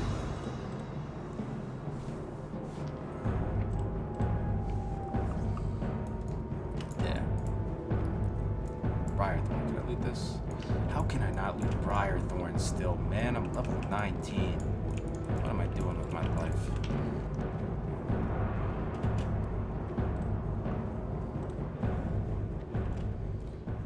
If you love Hunter so much, why don't you go marry him? Good one, good one. What do you like more about Hunter more than Locke? I love Hunter PvP. Hunter PvP is freaking sweet. I love the way they look and feel. I love the way the bow sounds. I've never felt, okay, just to hold it down for Warlocks, I have never felt more powerful in vanilla WoW than playing a Warlock. Never felt more powerful across every aspect of the game. Almost sometimes you feel too powerful. So I'm not trying to shit on Warlocks here. You actually feel so strong in vanilla. You feel so strong. I was always envious of Warlocks in the past. And I always kind of said to myself, like when I played on past private servers, like, yo, if I could play an Orc SL Warlock, like I'm not dying to anybody, dude. Warlock is just gross. And I would think that to myself as I'm getting 1v1 by Warlocks as a hunter, and just thinking to myself, how do you outgas these guys? These Warlocks are just disgusting. If you do manage to take them out, they just pop back up with Soulstone, 50% health, and they kill you again. Like, Warlocks were always just gross, so strong. And now that I'm playing one, that pretty much came true. That they are very, very strong.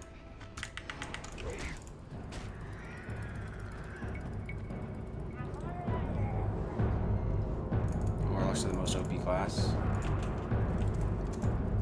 Did I just pass Wenicky? Where's my girl Wenicky at, dude? Wenicky Bolt Bucket. Did I get Nugget Slugs already? I think I did. Yeah, I do. I have it. Okay. Now we're good. We gotta go do Nugget Slugs. And do the escort. Oh, we're gonna go. I'll show you where Gray's died at.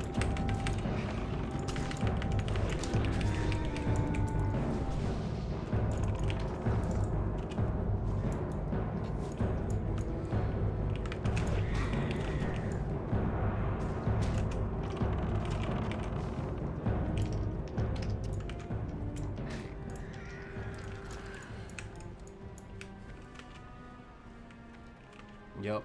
Oh, that's another one, Hardcore Death 6. Yeah, I'm talking about Hardcore Death number 5 for him. He died over by this, I'll show you.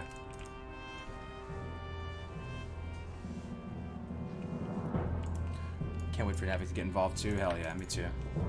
The dual leveling with him and Cargos was excellent.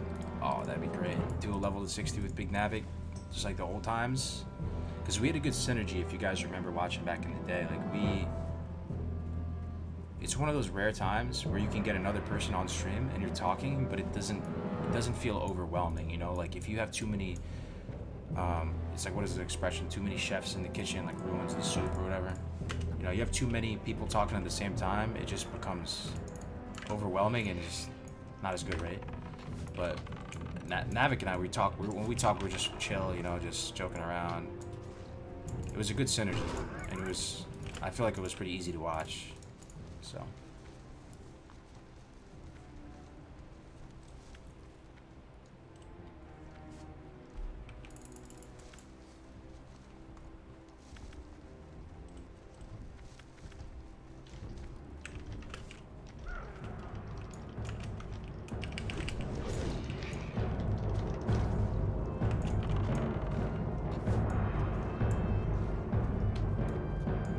What class do you recommend for classic beginners?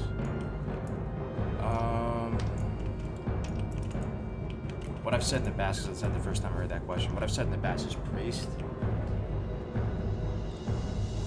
I think Priest is pretty chill for classic beginners. Maybe Mage. I mean, Mage, you can't go wrong with Mage, right?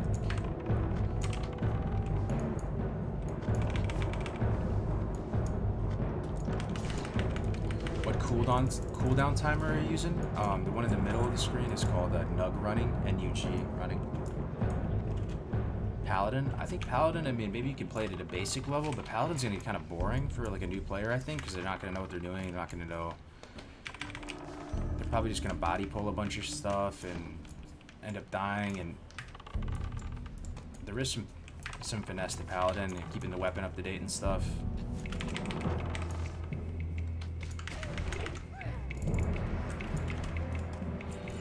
Never can go wrong with Mage. Yeah, it's a big true. Mage is just good. Can hardcore players trade between each other? No, it's mainly a solo challenge. Only time you can group up is to give you some sort of social aspect is in a dungeon. I have an observation about dungeon loot if you're interested. Absolutely.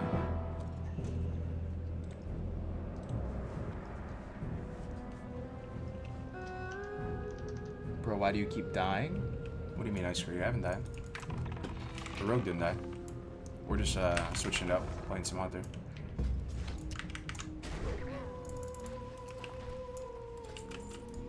We only died on 3 characters.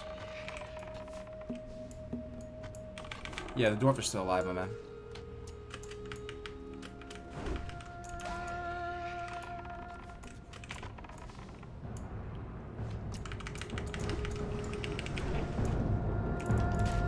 Is that tactics? Who's that? That is the god. The man, the myth. He just pulled 3 though. Help you out a little bit here.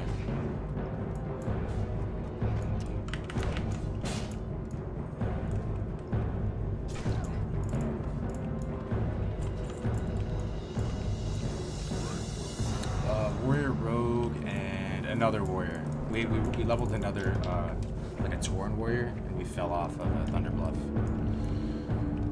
It was rough. It was rough. Bad times. What happens when you get to 60? You get free from the hardcore element of it. You can become a real character pretty much at that point. Another Chens. There it is. Yeah, tactics. If you need a Chens, right here, bro. There's one right here.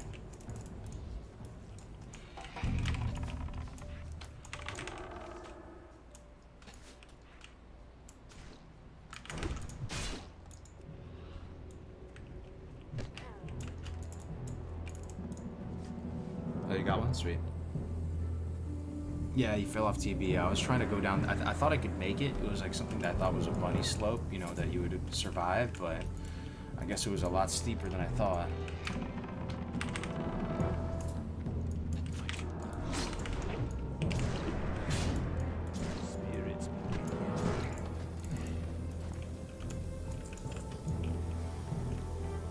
Start leveling a shaman and play for like 2 to 3 hours a day, how long will it take to get to 60? If you level a shaman, let's just say it takes, on average, let's say the average player would take, what, 15 days to 60? Play it? Maybe 12 days to 60. So you can just divide it up like that, pretty much. You seem like you enjoy rogue more, really. I don't know. I think I enjoy hunter more, to be honest. Maybe I'm not feeling super excitable and hyped today. I'm feeling more kind of just chill energy. Dungeon loot etiquette needs to be very honest and correct for all players. It's the only chance to loot the one run at that level. So even if they can't wear the item, it's a way to sell for needed money. Very true, yeah. So you can come up with our own kind of best practices for dungeon loot and hardcore, right? Because it's a different beast.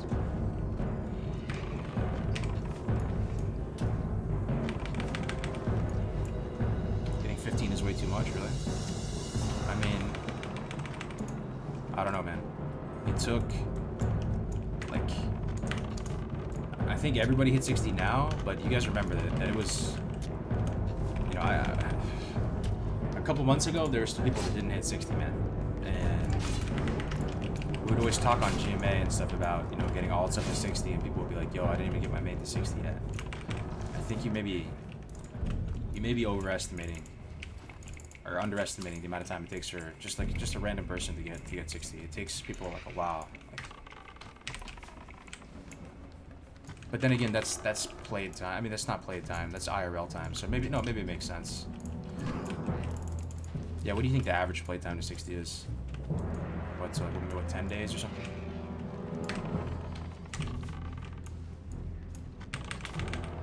Probably like 12 days? Alright.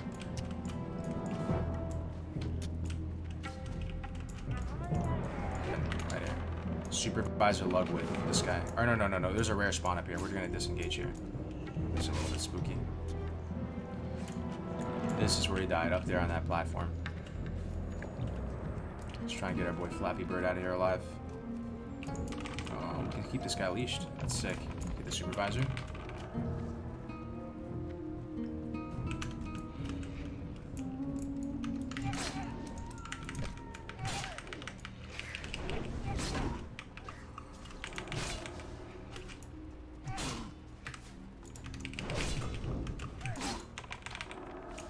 Flappy Bird's dead. Alright, I'm gonna get out of here. We killed the supervisor at least.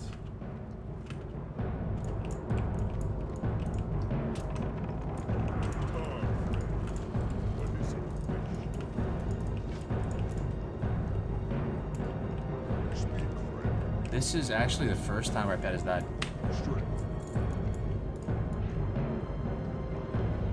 That is our first pet death, ladies and gentlemen.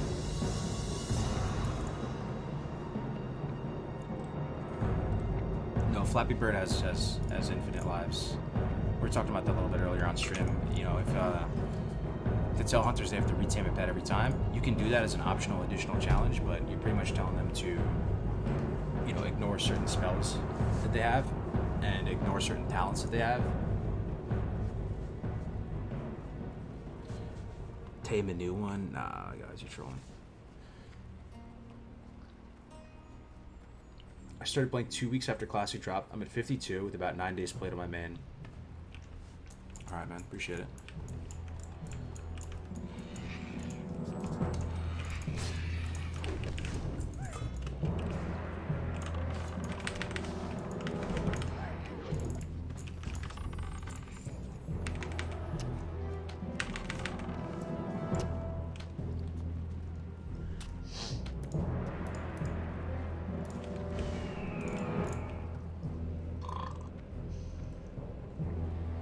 Yo, what is that supervisor for again? Isn't he supposed to drop a key? Is that for the ignition escort? I don't think he dropped the key for me. We might have to pick up the quest first or something.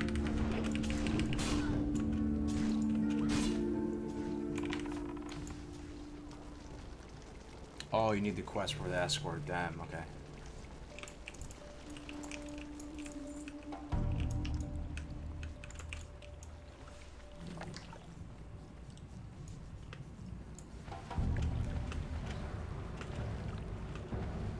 Nah, the rogue's still alive, Alpha.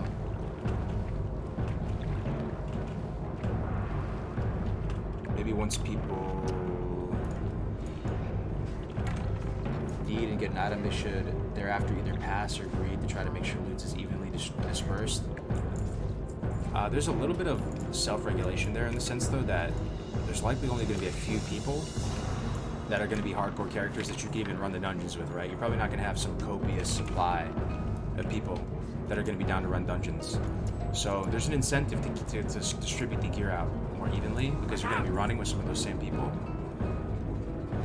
And you're going to have to like befriend those same people, right? And you're probably going to care about those people's characters a little bit more because, you know, you are keeping them alive and keeping you alive. But I agree with you. You should just be good-spirited about it and try and spread the loot out, spread the love.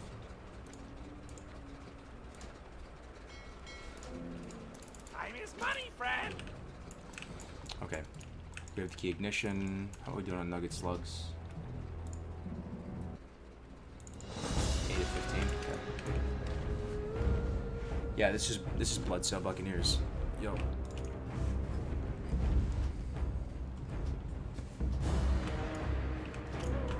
No, the pet doesn't die permanently, IMO. Are you going to run Wailing Caverns? Yeah, I'd love to. We can do that today. See if we get some people online later. Maybe Grace for days to be down. Honestly, he's about the right level for it. Maybe Melderon? It's possible.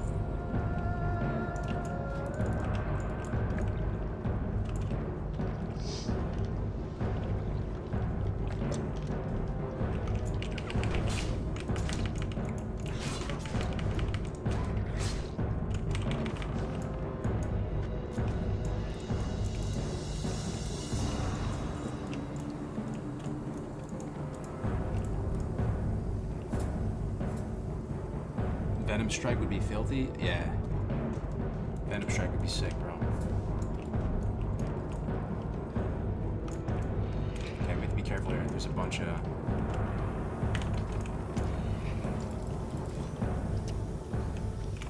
That's somehow a two-pull.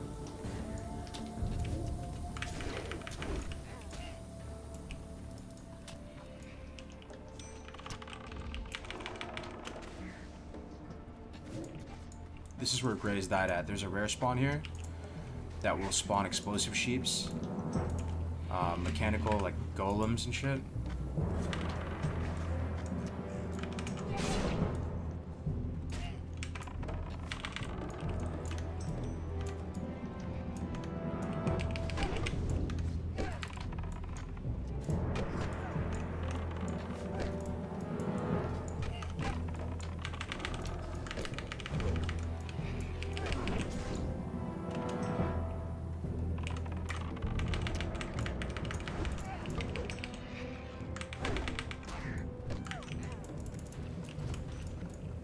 There's the ignition key. Get some nugget slugs while we're up here. I think the rare spawn spawns in here. He could be in there. It's possible. What's up, Power Shift? How we doing? Why don't you use tracking more? I don't have humanoid tracking trained. I think I have beast tracking trained, but it doesn't really. What does it really accomplish right now?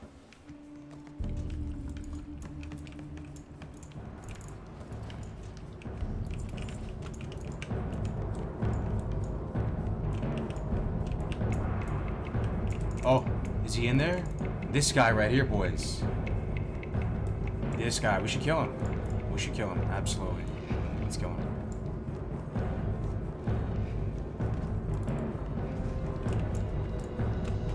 Yeah, let's kill him. Throw him out here. This is the dude that killed Grace. Yeah. There's the sea. He has a harvest golem thing right there. Runs away and does and then like I think he dealt with some respawns too. That was the thing.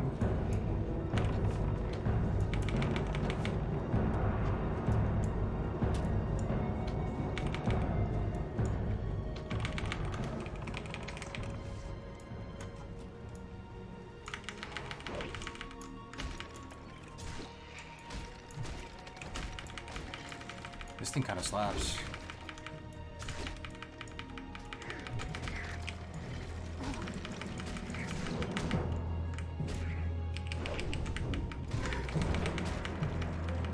This thing is pretty strong. This thing is like stronger than the actual mob, dude. This little harvest golem thing. That dude feels stronger than the actual dude.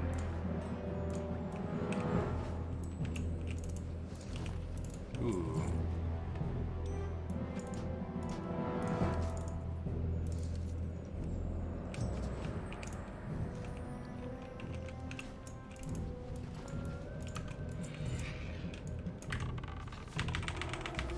Graves wasn't prepared. Yeah, I could totally see how that guy would get you too. He drops explosive sheeps. He has that harvest golem. The harvest golem is basically as strong as he is, if not stronger than he is.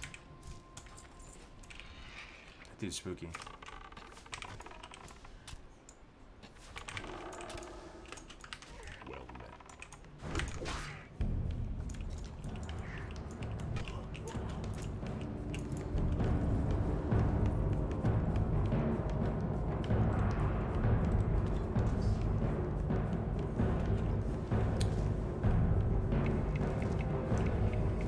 You could have a mode on Classic Wild Out Live leveling guide adjusted for hardcore, right about dangerous mobs. No, absolutely.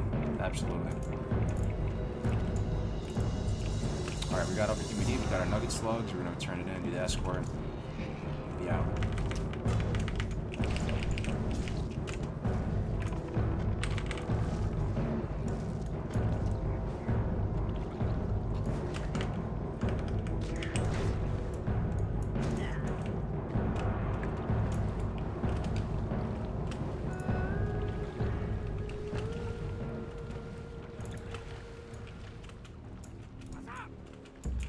We'll clear this stuff out first before we start the escort.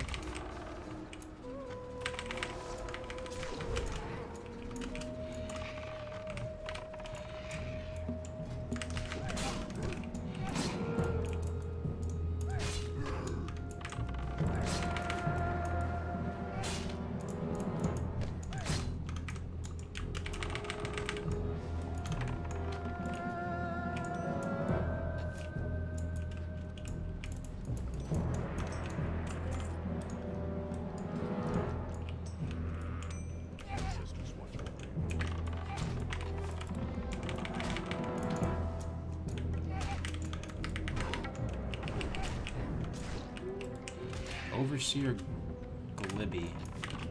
It's another named mob.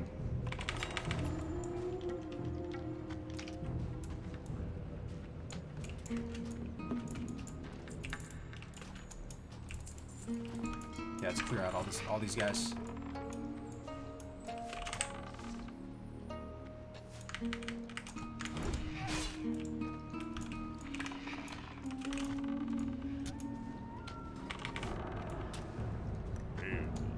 What talents you're leveling with? I'm mostly survival at the moment. I have this 20% critical strike on Raptor Strike and Mongoose Bite. It's pretty sweet.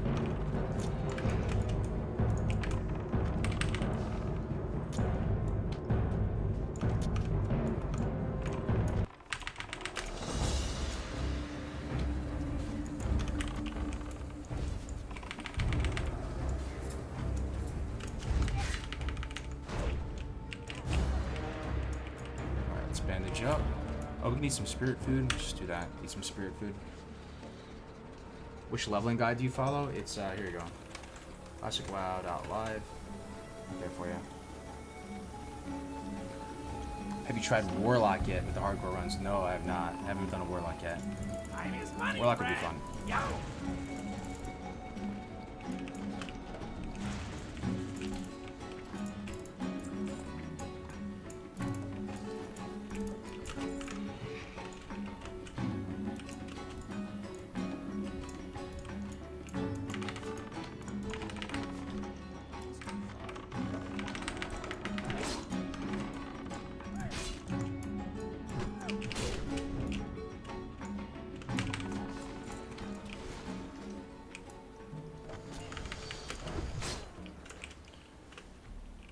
What's up, Ryan? I'm actually on Twitch as well.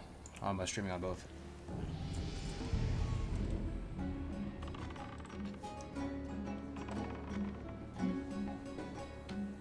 Hey, currently leveling and went to herb for an hour or so. Do I really need to record all that? Yeah, you need to record everything. 100% playtime recorded. Because then you could just die in that time. You know, who knows what would happen in that time. But if you just stream it, it's all good. It's not going to take up space on your computer, right? It'll just be on YouTube. Be up in their cloud.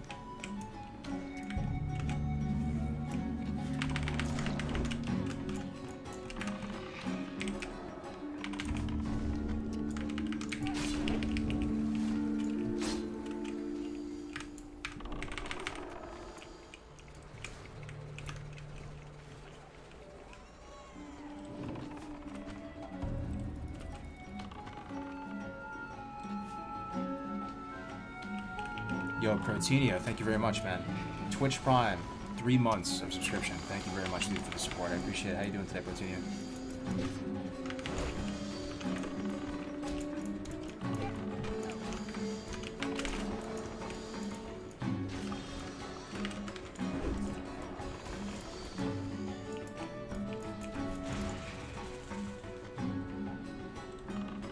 Should I highlight my entire VOD so they don't get deleted?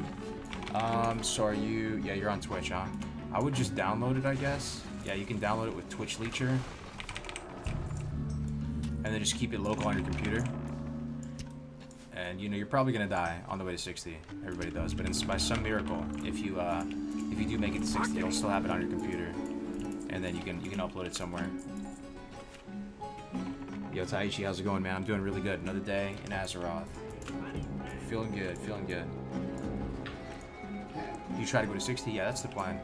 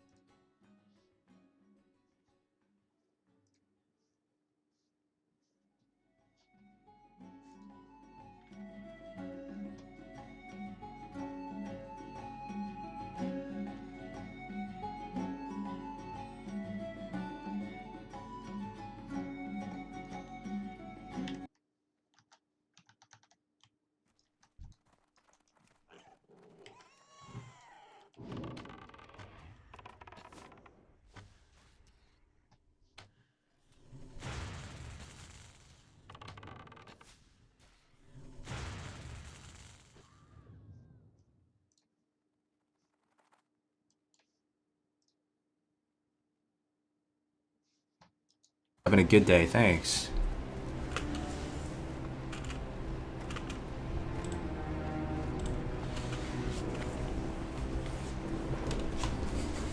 OBS is a feature that uploads and records it too. Okay, there it is. Tactics still here, hanging out in the chat. You doing okay over there at the Nugget Slugs, Tactics?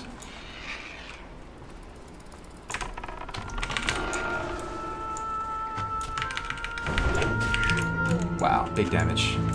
I wonder what I should start looking forward to as the next melee weapon upgrade. I think it's going to be Crescent Staff, right, guys? We're going to do Wailing Caverns and get Crescent Staff. And hopefully get a Venom Strike. That's going to be hype. I hope there's some Wailing Caverns appropriate leveled people in the guild. Let's take a look. There's a Warlock, 19. I'm 19. 18 Warrior. We need a healer. That's the thing. We need like a Shaman or something, right?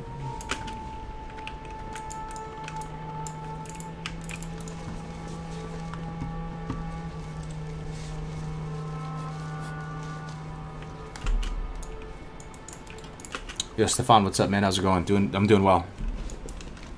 Just getting some levels. Another day in Azeroth. Yeah, Crescent Staff, Venom Strike.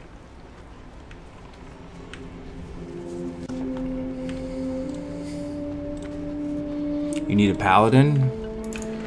Nah, man, we need a Shaman. Or a Druid, or a Priest. Let's see if there's anybody even on in the guild that would be within striking distance. There's a 17 Druid. What else? 18 Shaman. Oh, Jaman, dude. Hopefully he comes online later. That would be sick to run a dungeon with Jaman. He's another streamer. I don't think he ran Wailing Caverns yet. Jaman the Shaman. Then we have a Druid. Another Shaman. A 16 Shaman. That would work. 15 Shaman. There's a few people. Yeah, hopefully they get on a little bit later. We can do the Wailing Caverns. Oh, Melderon, true. Yeah, I don't think he did it either when he gets back from work. Time is money, friend. Welcome, friend. Yeah, what do you want?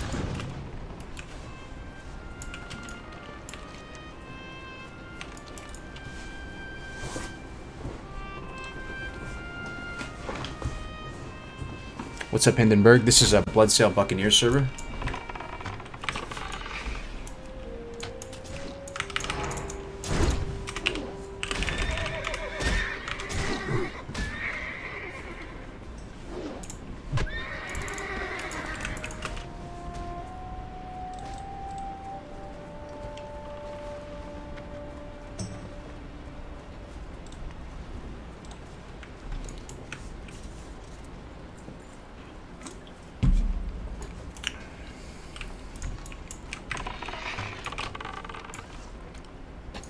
What qualifies as within level range for dungeons?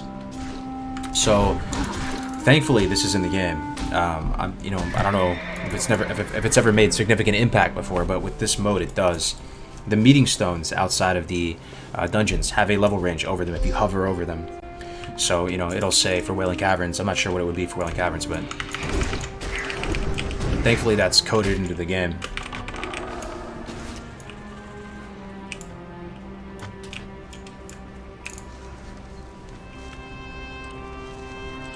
Yo, what up, Dick? Good to see you, man.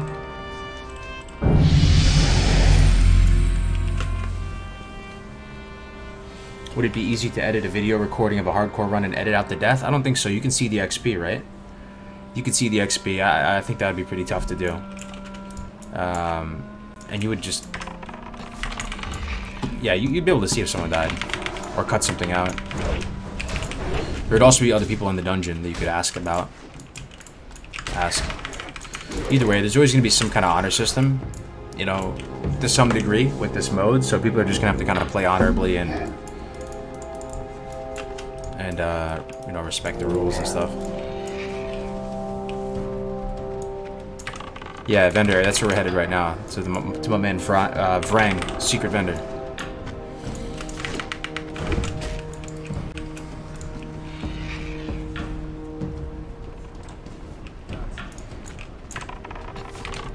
Yeah, you can see the time change, true. So that's the thing that I really like. I think it's a good idea. Like if someone does hit 60 by some miracle, right?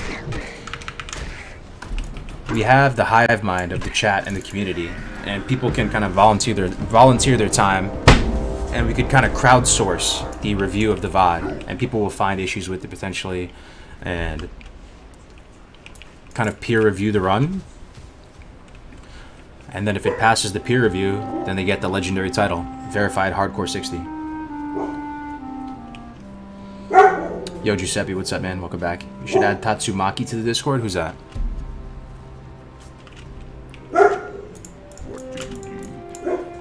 What can I help you with? Alright, this Fender's super clutch right now.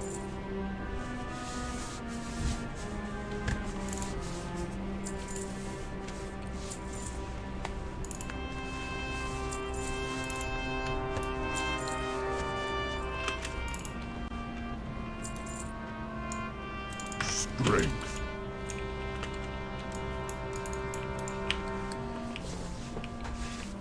Yo, peace out, Jimmy. Yeah, no worries. No worries. Yeah, you can have Alliance and Horde on a PvP server. It's pretty cool. Foamy, what's going on, man? I thought Hunter would be too cheap / lame. I don't know about that. We've been talking about it a little bit. Hunter's very strong, don't get me wrong, but I don't think it's the safest class to 60.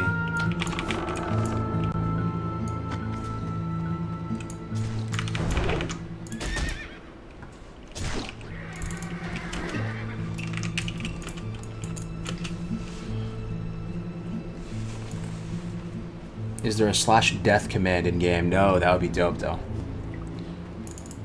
That would be dope.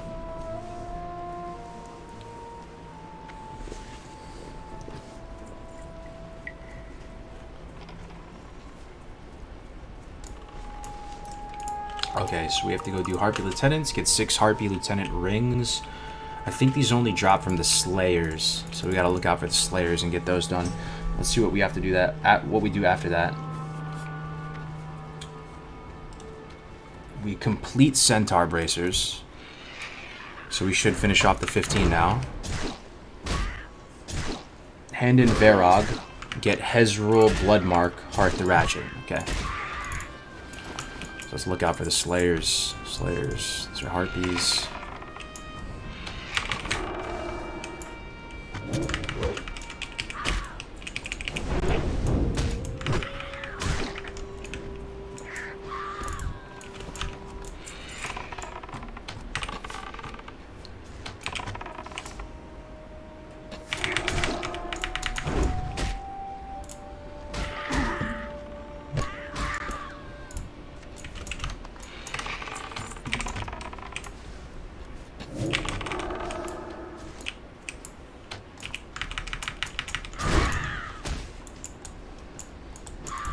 What's the highest level someone has made it to? The highest right now is 43 at the moment. I'm not sure if he's streaming or recording. I think he is, though. He's been in the Twitch chat a couple times. Iron Hunt on the Alliance side.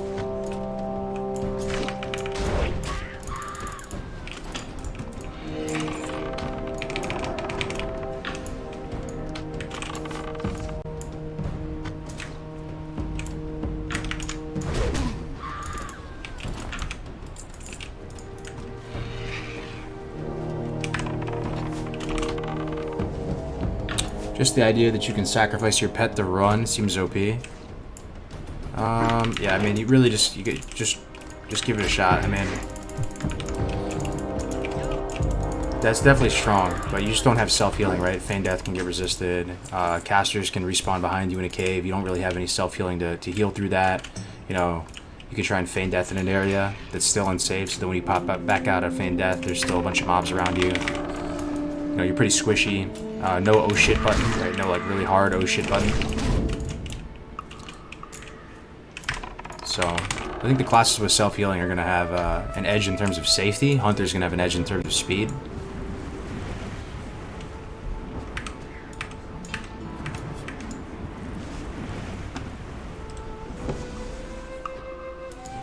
You'd roll battle me with Venom Strike? Bro, I'm the only Hunter in the Wailing Caverns group later, bro. I didn't... He's solo Hunter, man. It's gonna be like Melderon, Jamun.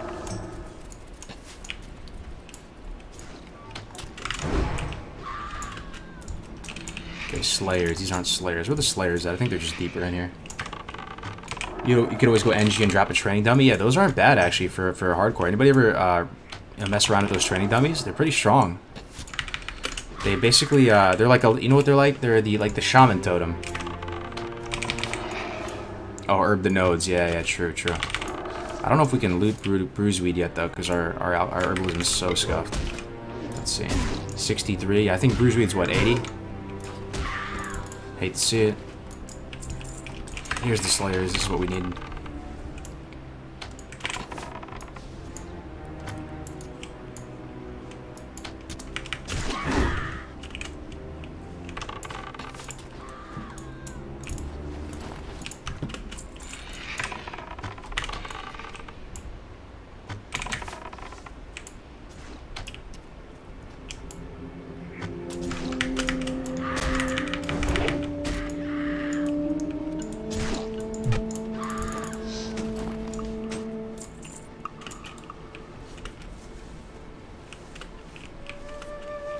I use the dummies all the time because I suck at this game. Saves my pally regularly. Yeah, they're pretty good. They're like a shaman totem. It like taunts stuff. Absorbs a lot of damage. Bruiseweed's 100. Yeah. Your room is dope. Thanks very much, Mark. Little man cave. How many hats do you own? So I'm the type, I don't know if you guys are the same way or not, but I'm the type of person that I'm not really a fashionista or anything like that. I keep it really simple with my wardrobe. Once I get stuff that works for me and is like quality enough to withstand, you know, day-to-day use, I just try to buy a lot of it. Very simple. I got a ton of black shirts, some green shirts. I have, you know, a couple different of the zip-up, you know, jackets with the collars on them that I like, and they kind of ripstop fabric on it, so it lasts for a while. It's durable. It's kind of a polyester blend, and I just have a ton of the same stuff pretty much. So I probably have, you know, 5 of each color hat, 5 of each color coat, green and black. I use the same pants, just different colors of it, different variations, and I just keep it simple. I don't really like think about, you know, how I'm gonna dress for the day, you know, and then pretty much if I do anything business related, I'll just wear a suit or something. But I like it. It kind of is liberating, man, when you don't have to think about what you're gonna wear. You don't have to match your freaking shirt with your pants or whatever. Do you wear socks with sandals? No, I don't. I mean, in my house or something. I'm not gonna wear it outside though. What's your auto attack add-on? This is called Weapon Swing Timer. What branch are you in? Army National Guard.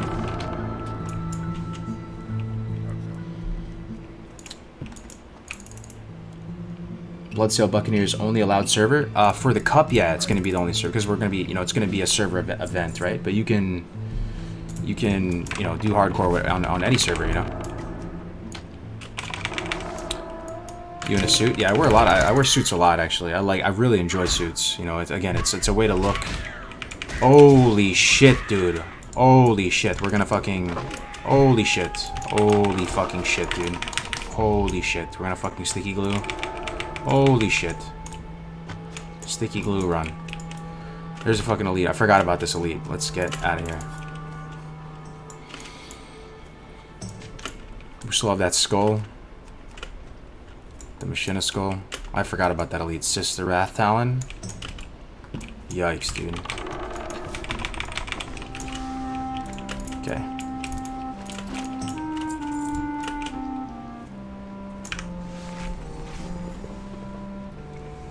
Yeah, we had to use the glue there. We still got 7 left. Do you wear Crocs? No, I'm not a big Crocs guy. I'm really the type of dude that, like, when something works for me, I'll just buy a lot of it. 2 is 1, 1 is none. I'll always buy 2 or something. And, you know, like, I have one sort of duty sneaker that I really like, you know, or just a shoe that I really like. So I have like 6 pairs of them. You know, I have some boots that I like, so I have 3 or 4 pairs of them. And I don't like to change my wardrobe that much. Just keep it really simple. But I do really like suits because suits with a t-shirt underneath, you know, it can kind of be flexible enough to be kind of business casual or whatever. You can go into a nice restaurant with it and be fine. You know, just with a crew neck or a v-neck underneath. That's my preferred style if you just are able to go to, like, you know, if you go to a party or some kind of networking event or something like that. Other than that, I'm just wearing kind of like utility related clothes all the time. My wife, though, she's kind of the opposite. She's really into fashion, and, you know, has tons of shoes and likes to switch it up and stuff. So I think my style there is probably super boring.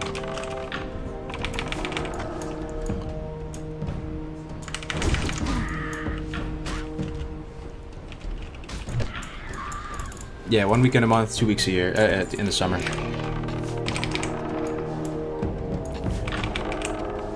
Yeah, you get cheetah at 20, my man.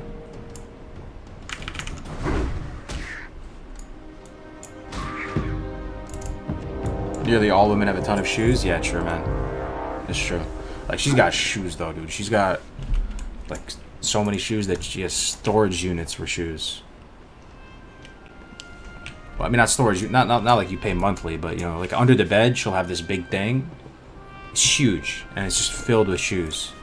And then in her closet, she has more shoes. She just loves shoes.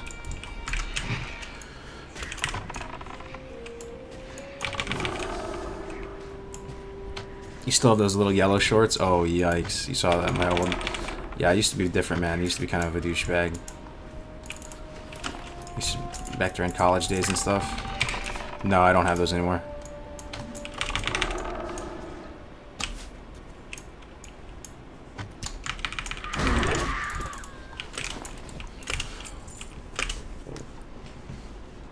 I used to do the same thing you did, but recently started getting into sneakers, and that to me is liberating, to be honest. I learned that fashion can be dope. Yeah, maybe it'll happen. You know, you can go through phases, right? Maybe somehow I'll get inspired to be more fashionable, but I really like the system I have. Pretty much just have a system in place for the clothes where just very few colors, you know, just like blacks and grays and greens, and those types of clothes colors, they don't really get dirty that much, you know. You can get some dog hair on them and you can't really notice too much, you know, because I have 2 big German Shepherds, and the clothes is high quality, so it doesn't break and stuff. It's got that kind of ripstop fabric, so it's very, very durable, and it's just so liberating. I barely have to ever buy clothes, you know, because everything lasts for a very long time, and everything is kind of, you know, conservative in color, so it doesn't fade or get ripped or anything like that. And this system that I have in place for just clothing, I really enjoy it. It's working really well. I spend probably way less than most people do on clothes because I don't have to keep buying them that often.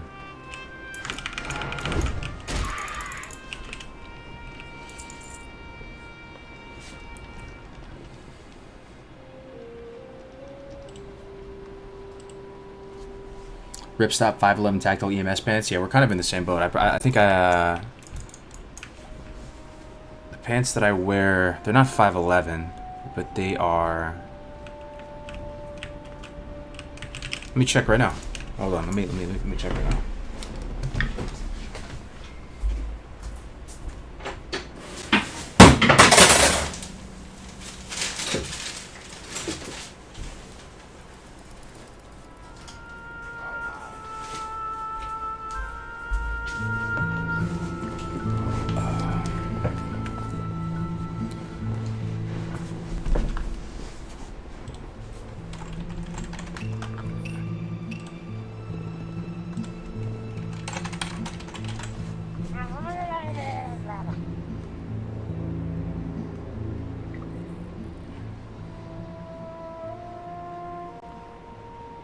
It is.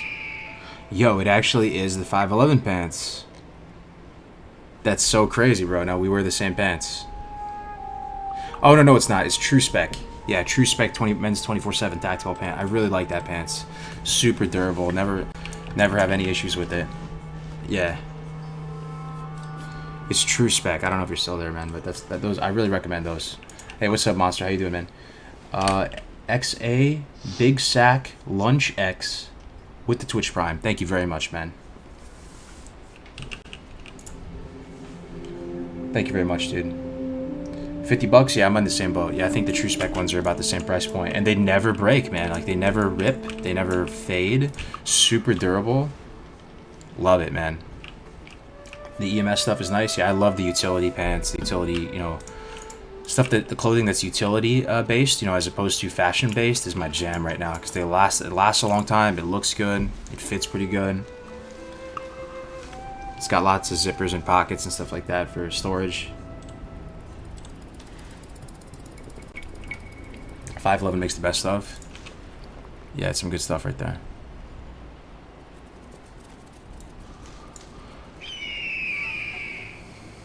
What do I delete, man? Another one. Classic Kronos. Like the private server. Subscribe to Twitch Prime. Thank you very much, man. How's it going, Mr. Kronos? Enjoyed your server for many years. Anybody play on K1, K2, K3?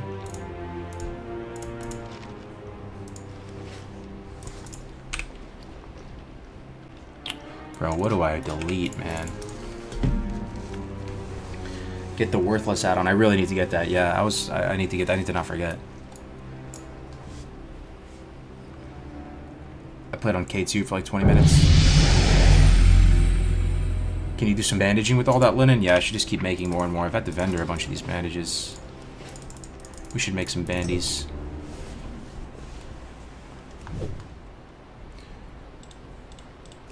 Car, what's the best value for supporting you given the consideration I can't do both? Join on YouTube or Twitch sub. Probably YouTube, I think.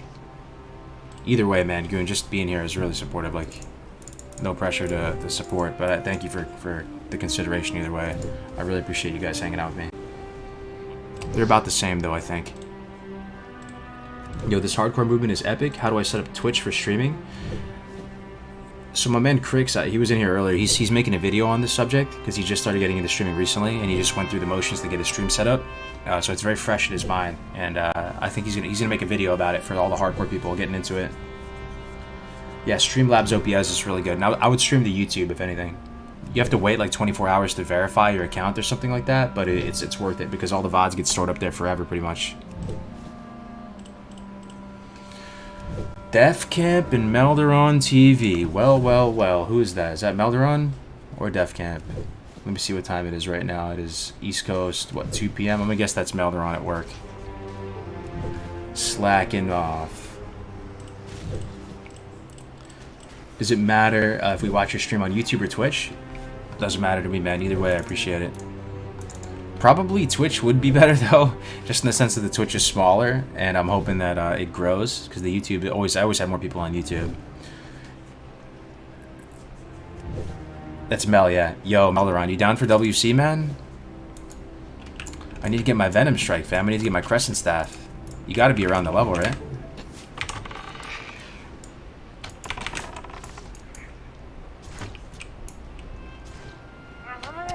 Big Brandung in here. There he is. I know you're at work right now, but I'm saying like maybe later or something. How'd you log into WoW, bro? Is it down for you or something, Michael?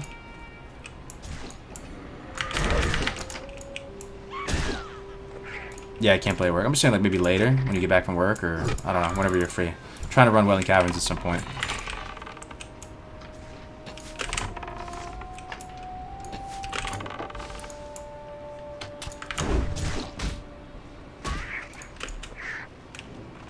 Dick, dude, you're not getting the Venom Strike, dude. I'm going solo. Solo Hunter in there. Maintenance is today. Its maintenance is up, though. It was quick.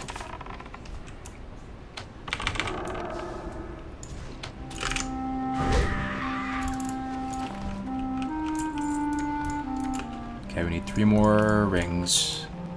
I can be back around 9 EST long night. Okay, okay. Gotcha. I'm in no rush, man.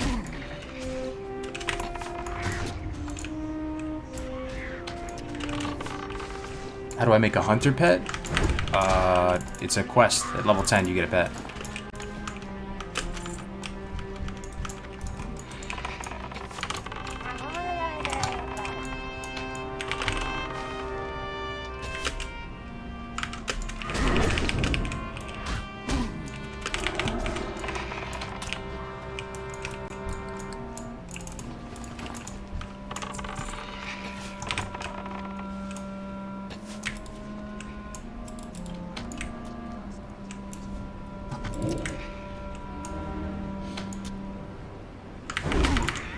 What race should I make an alliance rogue? Are you going hardcore or are you going just regular? The best race for hardcore on the alliance side would be gnome, right? But then you have to play a gnome. Escape artist is really good.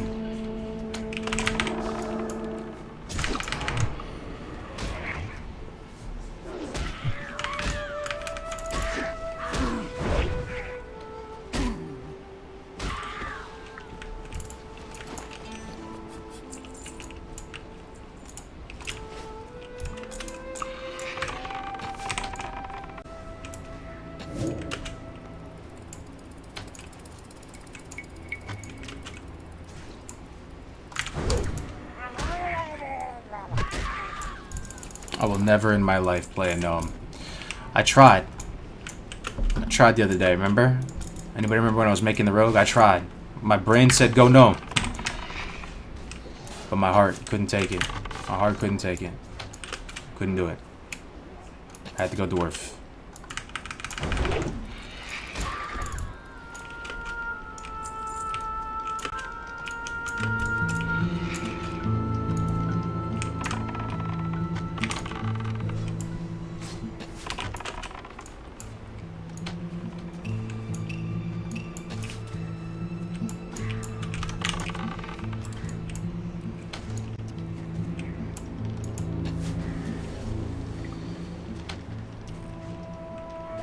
Gnome plus extra engineering? Yeah.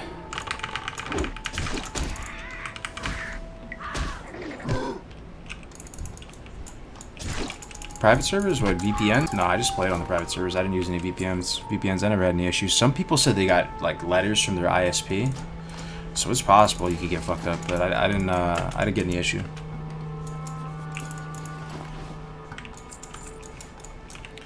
Okay, we need 2 more rings, then we out. Slayer.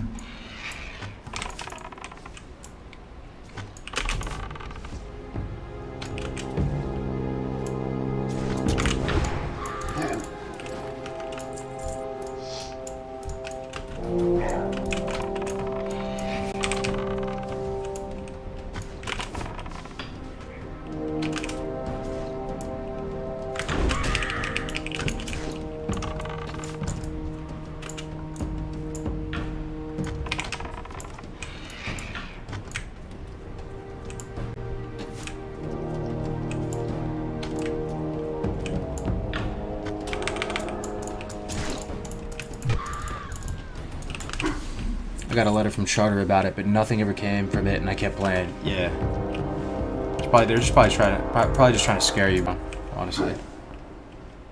Would a VPN make it so they don't know you download the client? Yeah, probably. Yo, peace out, Bunny. Take care. Is 7 days super slow for LVL 50 on first tune? 7 days super slow for level 50? No, that's pretty good, dude. Balthazar, thanks for the $5, man. Which class are you? Do you have a UI vid? I do. Yeah, I made one a couple weeks ago on my channel. It's how to set up. You can set up the UI just like this, pretty much, if you're interested.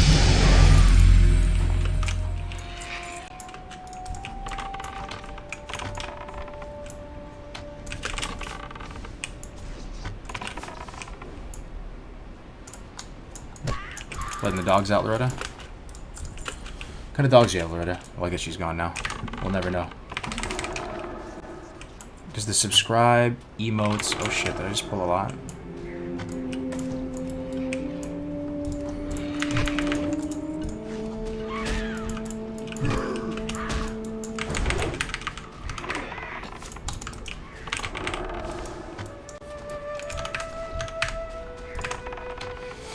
Don't the subscribe emotes put you off being in center screen? Can't see the action properly? I can't see them personally because they don't pop up in front of my face. You guys see them. I've received that feedback in the past before. To move them off to the left or something. At the same time, it's kind of nice to feel like you can see your name pop up in the middle of the screen.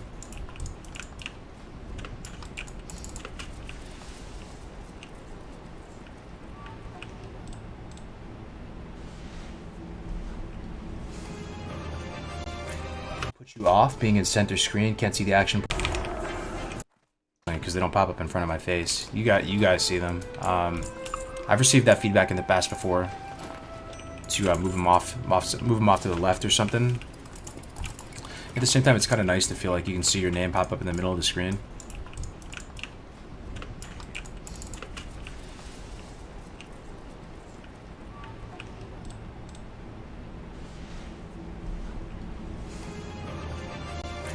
Put you off being in center screen, can't see the action because they don't pop up in front of my face. You guys see them. I've received that feedback in the past before. To move them off to the left or something. At the same time, it's kind of nice to feel like you can see your name pop up in the middle of the screen.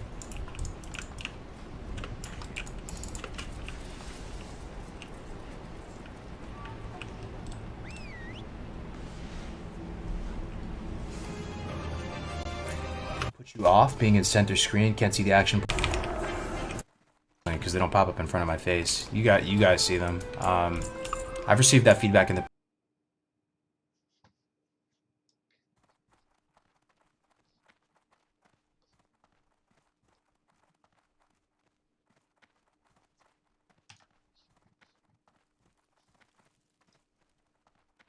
only thing on the memory is stream assets, you know, for the scenes and stuff. OBS, WoW, that's pretty much it. That's what I'm playing on right here. That computer is over this way. I have another PC over here. It's the one you can see back over here that I'm pointing to. I don't know if you can see it on the webcam, but this is the computer that's a little bit more powerful that I use for the editing and Photoshop, Illustrator, the whole Adobe suite over there. So I have 2 monitors over here and 2 monitors over here, so it's 4 total. One is just Discord, the chat, the game, Streamlabs OBS.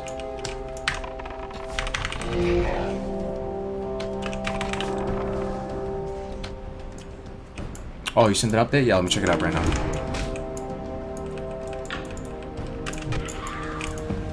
We're in good hands, boys. We got big Brandung Media making the hardcore logo. You love to see it. Oh yeah, that looks tight, man. That looks tight. Did you sketch that? You drew that as Spirit Healer? Man, oh man. We're getting there, boys. That is looking dope.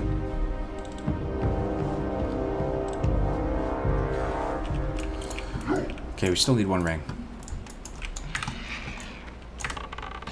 Yeah, I would definitely rock that on a shirt.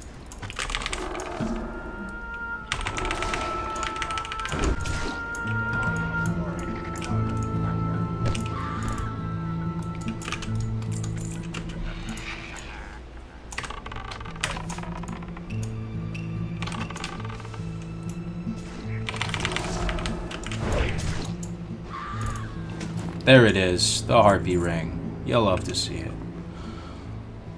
Let's vendor some stuff. Alright. Done with this quest. What's next? Yep, we're gonna go turn in Varog the Dervish, pick up Hezril Bloodmark, and Hearth the Ratchet. Gotcha.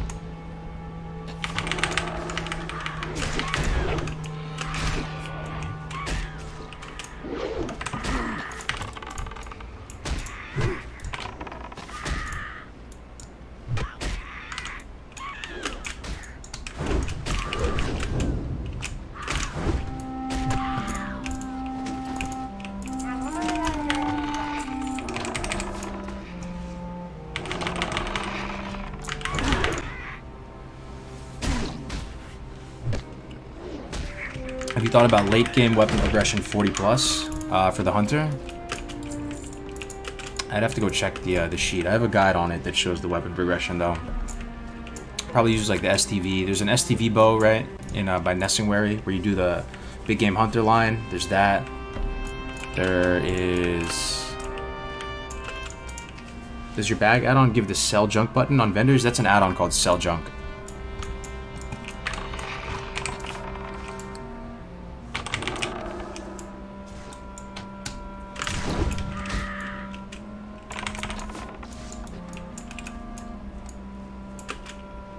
Silverleaf, let's go loot this. Get some herbs. Master Hunter's bow, yeah.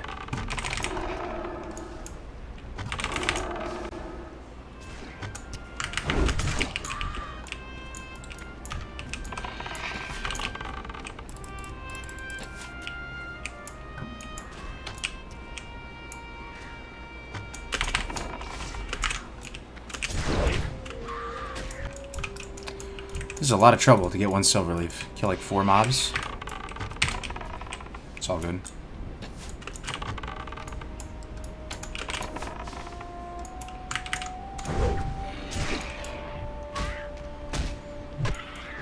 Kargs is a cat hater. You're not wrong. You're not wrong.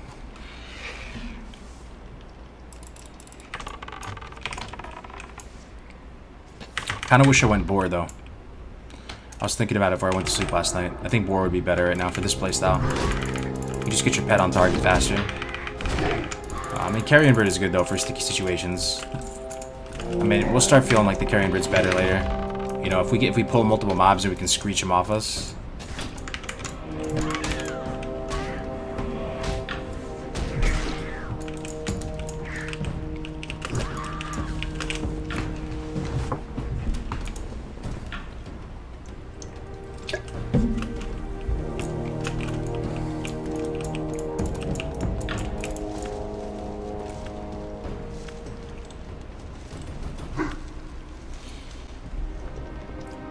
How did the rogue run go last night? We actually didn't hop on the rogue. We just stayed on the hunter.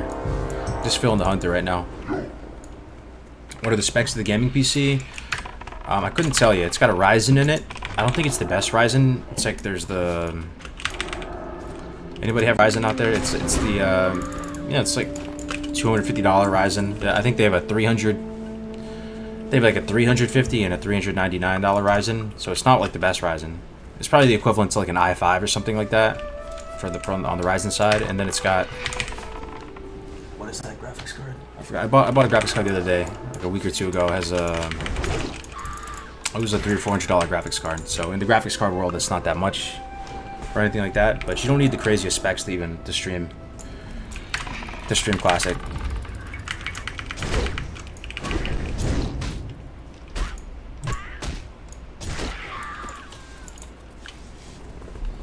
You have a Ryzen? Yeah, you guys happy with it? Ryzen 5? Yeah, it's probably that.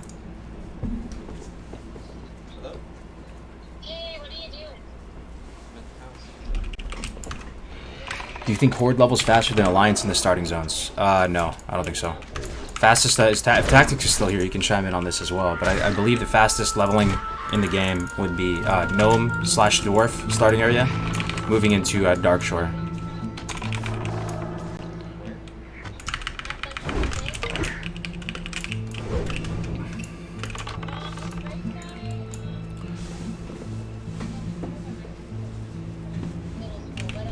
Yeah, I like the Ryzens. I've always been an AMD guy. I'm so glad that AMD is doing well with Ryzen. You think they're taking over market share compared to Intel?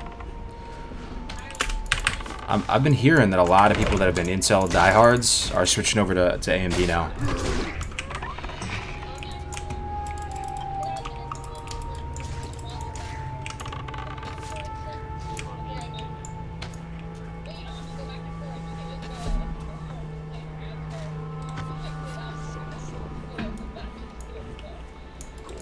To be honest, I don't know that much about Alliance. I know the 1 to 10 the fastest is the human. 1 to 10 the fastest is human. Really? That's news to me. That's cool though.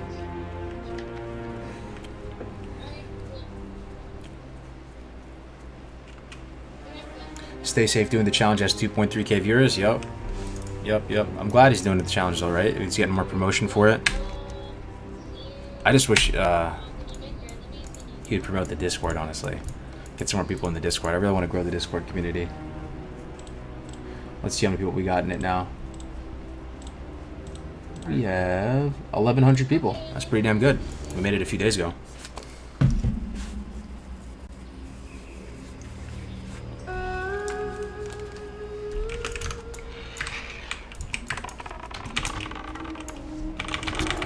Oh, I got you, Nestork, with the Discord. Here you go, man.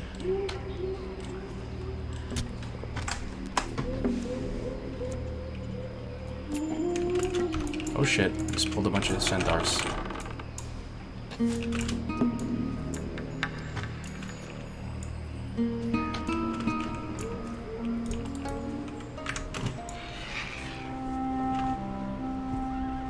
Our RFC tank just died to a root? No way, are you serious, bro? You lost an iron guy or an hardcore in RFC just now?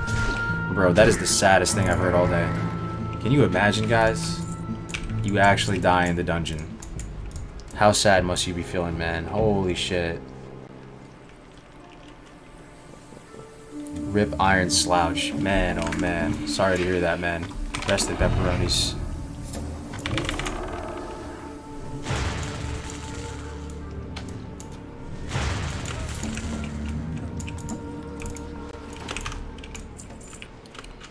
Okay, we're supposed to finish this Centaur quest.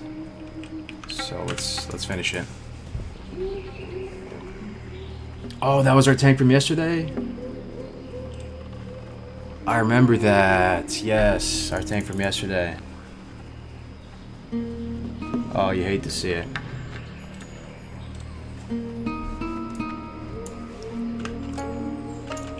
Oh, no, he died in the Barrens.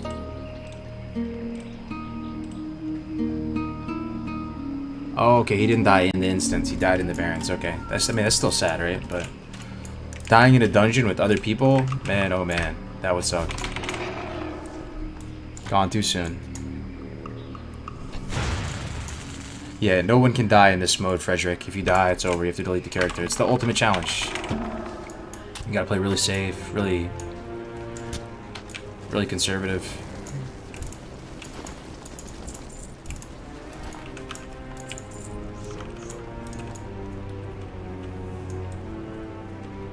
No, he wasn't gonna run RFC. He was just saying that he died in the Barrens. I misunderstood it. Yeah, he just died to something. He was just saying our tank yesterday died. So it happens. The saddest one I've heard so far with regard to it though is this one dude, Iron Biceps. He was, you know, one of the first dudes to give the challenge a shot, and he was basically created right when we made Iron Lad. And he got to low 30s or high 20s, I forgot. He tried to solo pickpocket stockades, and people were telling him not to, but he went in there and gave it a shot, and he got killed pickpocketing. The pickpocket got resisted or something, and he died. GG. This is Bloodsail Buccaneers, Cody. Centaur Bracers. Oh, it's thick meta. Look at this guy. He's still doing here, level 20. Just making a guy in a new server without help is really fun. I'm finding without hardcore in it. Yeah, it's true. It's true. You should give Bloodsail a shot, man. It's a really chill server. I still have not met one person that has not enjoyed their time here so far. Now the Rogue's still live media. We're just switching it up.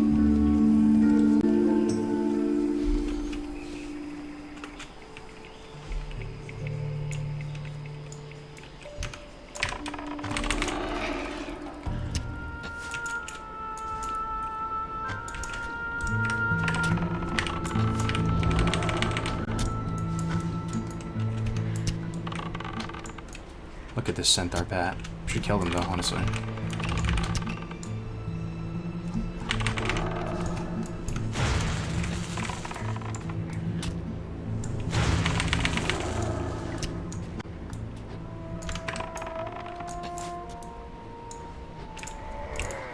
We need these Centaur Bracers. There's one.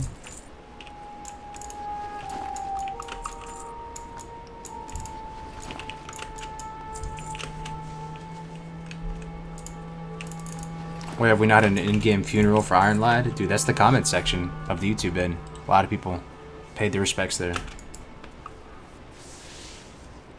Yo, SS, what's up, man? I'm doing really good today. Just chilling. Another chill leveling day.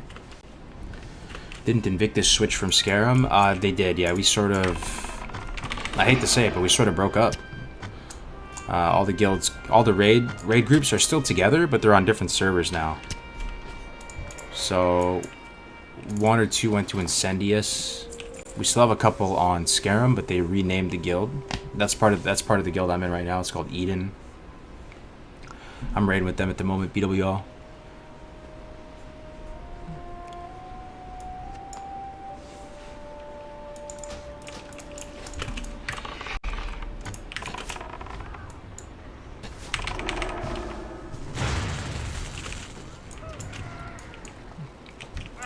Shaman or Hunter for your first Iron Man, they're both really good ways to go, right? Either way, man.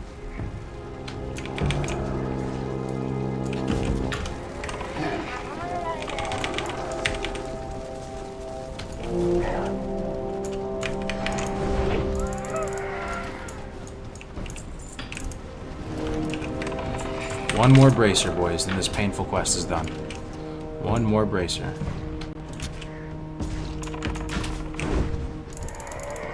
There it is. You love to see it.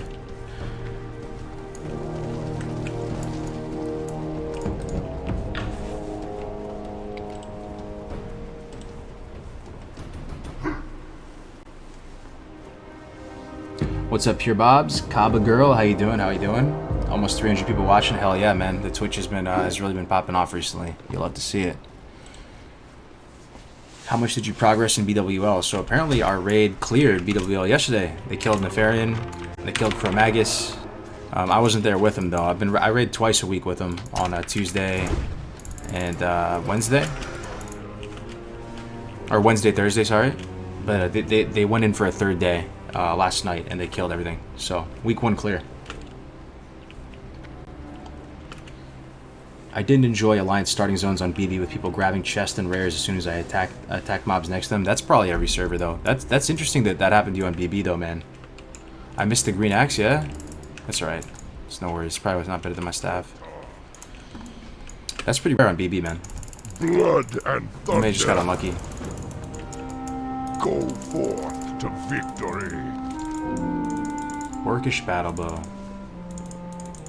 Not as good as what we have, so we'll just pick the highest vendor price thing here.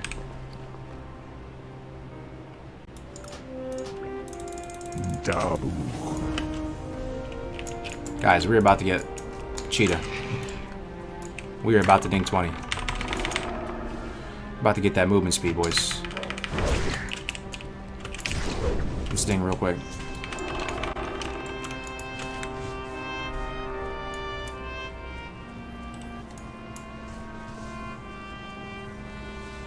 Transfer from YouTube because you asked, bruh. I appreciate that, Pure. How you doing today, man? What would you do, 48 to 60? For what, leveling? A lot of different options, man. You can start doing BRD in the 50 to 60 stretch, start getting some Prebis. You can... ton of different zones open up to you. You can do Fellwood, Winter Spring, Ongoro. Ongoro is good for a full level, pretty much a free level if you Ongoro. Plague Lands, depends on what class you are, though. Love the stream. Keep it up. Thank you very much, Moo.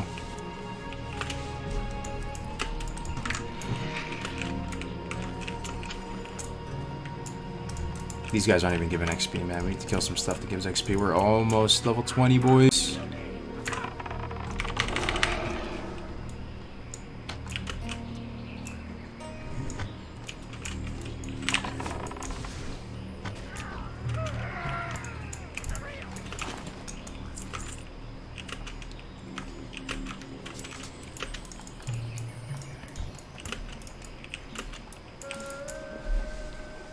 You don't have multi-shot yet? No, we get it at 18. We could have trained it, but we've just been chilling. We're about to go back to the city and train some stuff. WC at 20? I don't know if we have the people on. That's the thing. Let's see. We need a healer. There is a 23 shaman on. Is 23 too high for Wailing Caverns? Maybe, right? What's the level range on Wailing Caverns? We might be able to do it, man.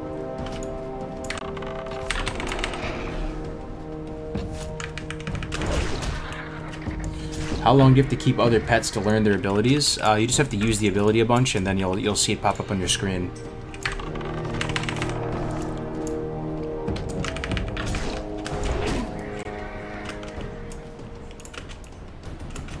$17 to $24. Oh man, so we can do Wailing Caverns.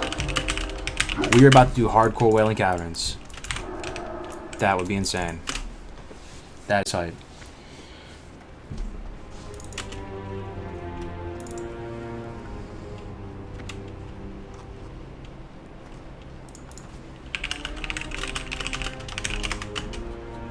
That is super hype. We need to ding 20 though, fam. No, we'll just turn this quest in and ding 20. If we get Venom Strike, man. Oh, dude. Okay, let's see who we're gonna form up with. So Iron Skull, we have the Shaman, he's down. We have Iron Klepto, so he's down as well. level 18. Plus me, that's 3. So we would need a tank.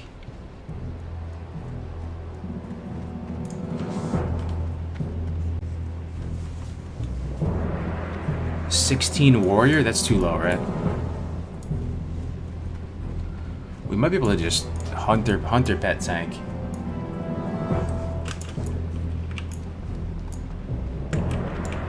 Wailing Caverns? Yeah, dude. Some fat loot. Hey, how you doing? Keep it real. Valhalla, victory, strength and honor.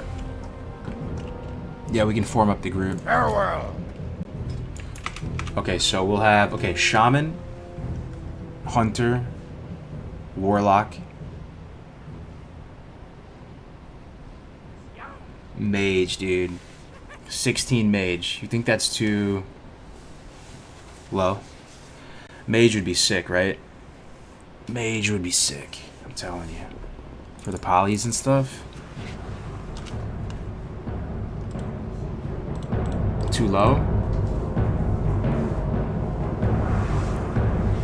The meeting stone says up to 24. I think it says 17 to 24 on the meeting stone. It needs to be over 18. Okay. So we don't have a tank. That's unfortunate. Unless the shaman wanted the tank, but then we don't have a healer. Yeah, the thing is we don't have a healer though. Shaman tank could totally do it, especially at his level, but we just don't have a healer. 22 priest! Just logged online. The dream. Let me ask this guy.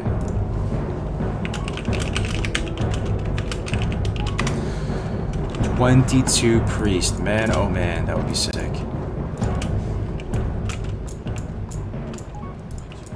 Winds guide you. Hello, man.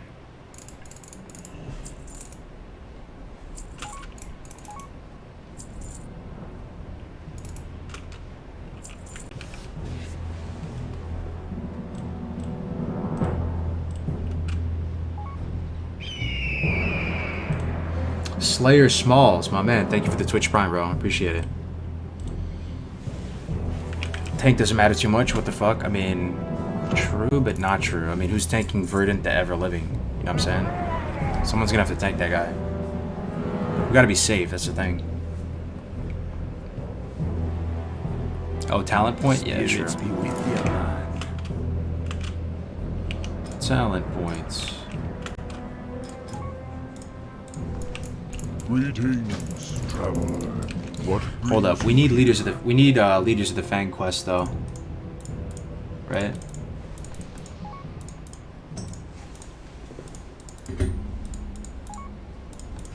We need leaders of the Fang. We did Turtle quest. I think this is the quest. traveler. Murra Rune Totem. Go in Maybe not. peace. Hamor Rune Totem. Okay, we need to go to TB and pick up leaders of the Fang. Yeah.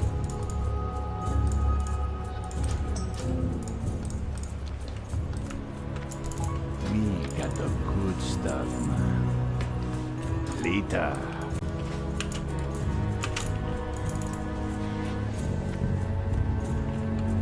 Don't forget the bag quest either. So we're gonna go to Org Train. Let's see if this guy's down.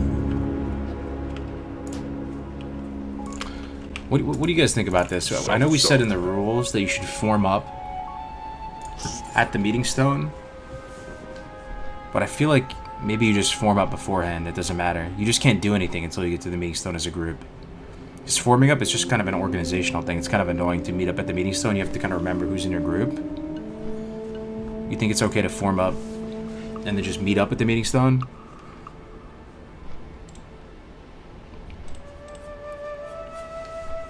Poon Dagoon, thank you very much for the Twitch Prime. 8 months of Twitch Prime. Thank you, dude. That is a very long time. You're one of the most OG people subscribing to the channel. Thank you very much, bro. That's almost as long as I've been streaming. Could skip Verdant. True. Yeah, you could skip Verdant. We just need leaders of the Fang, right? Forming up anywhere should be fine. You would be denying warlocks their summon ability. That's true. That's true. Okay, let's form up then.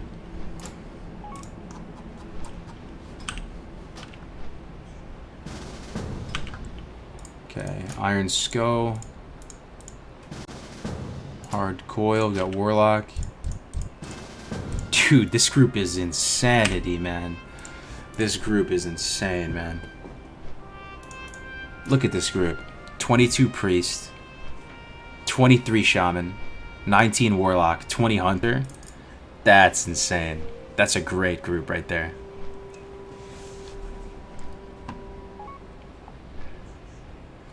Pray to get Venom Strike. I'm hoping, man. Fingers crossed. Yeah, Wailing Caverns is going to be the hardest dungeon today, too. There's some stuff that will seriously get us killed in Wailing Caverns, I'm telling you. We're going to be doing Wailing Caverns, Super VGL.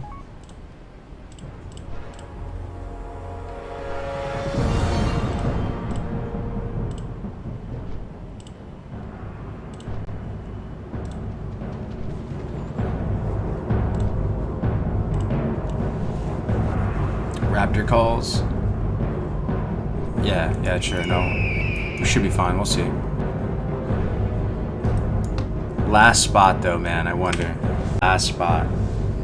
I know you want to come think. I need that Venom Strike, though, man. I need that Venom Strike. Could get another Warlock in here. Iron Klepto. 19.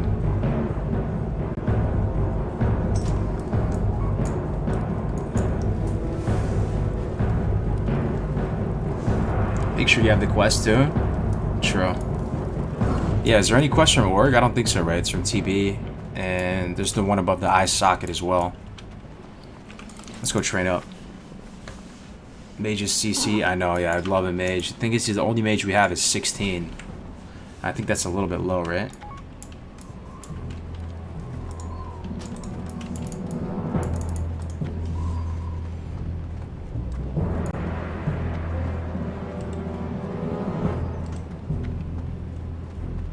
Oh, snap. Another one. Atelos, thank you so much for the 6 months of Twitch Prime, man. That's very, very kind of you to support that long, man. I appreciate you. Think you'll hit 60? We'll do our best, man. So far, no deaths. Level 20. We're getting up there. We made this guy yesterday, you know, a few hours ago. He's level 20, so.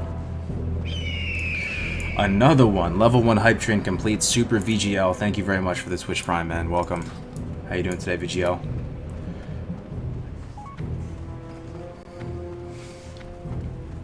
Train would have been a TB. Yeah, that's true. That's true. Could have gone to TB.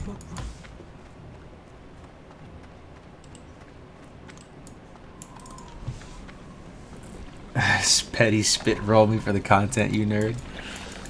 Dick, I need that Venom Strike though, fam. Make sure you clear all the mobs. Yeah, you can only do the dungeon once, right? So you might as well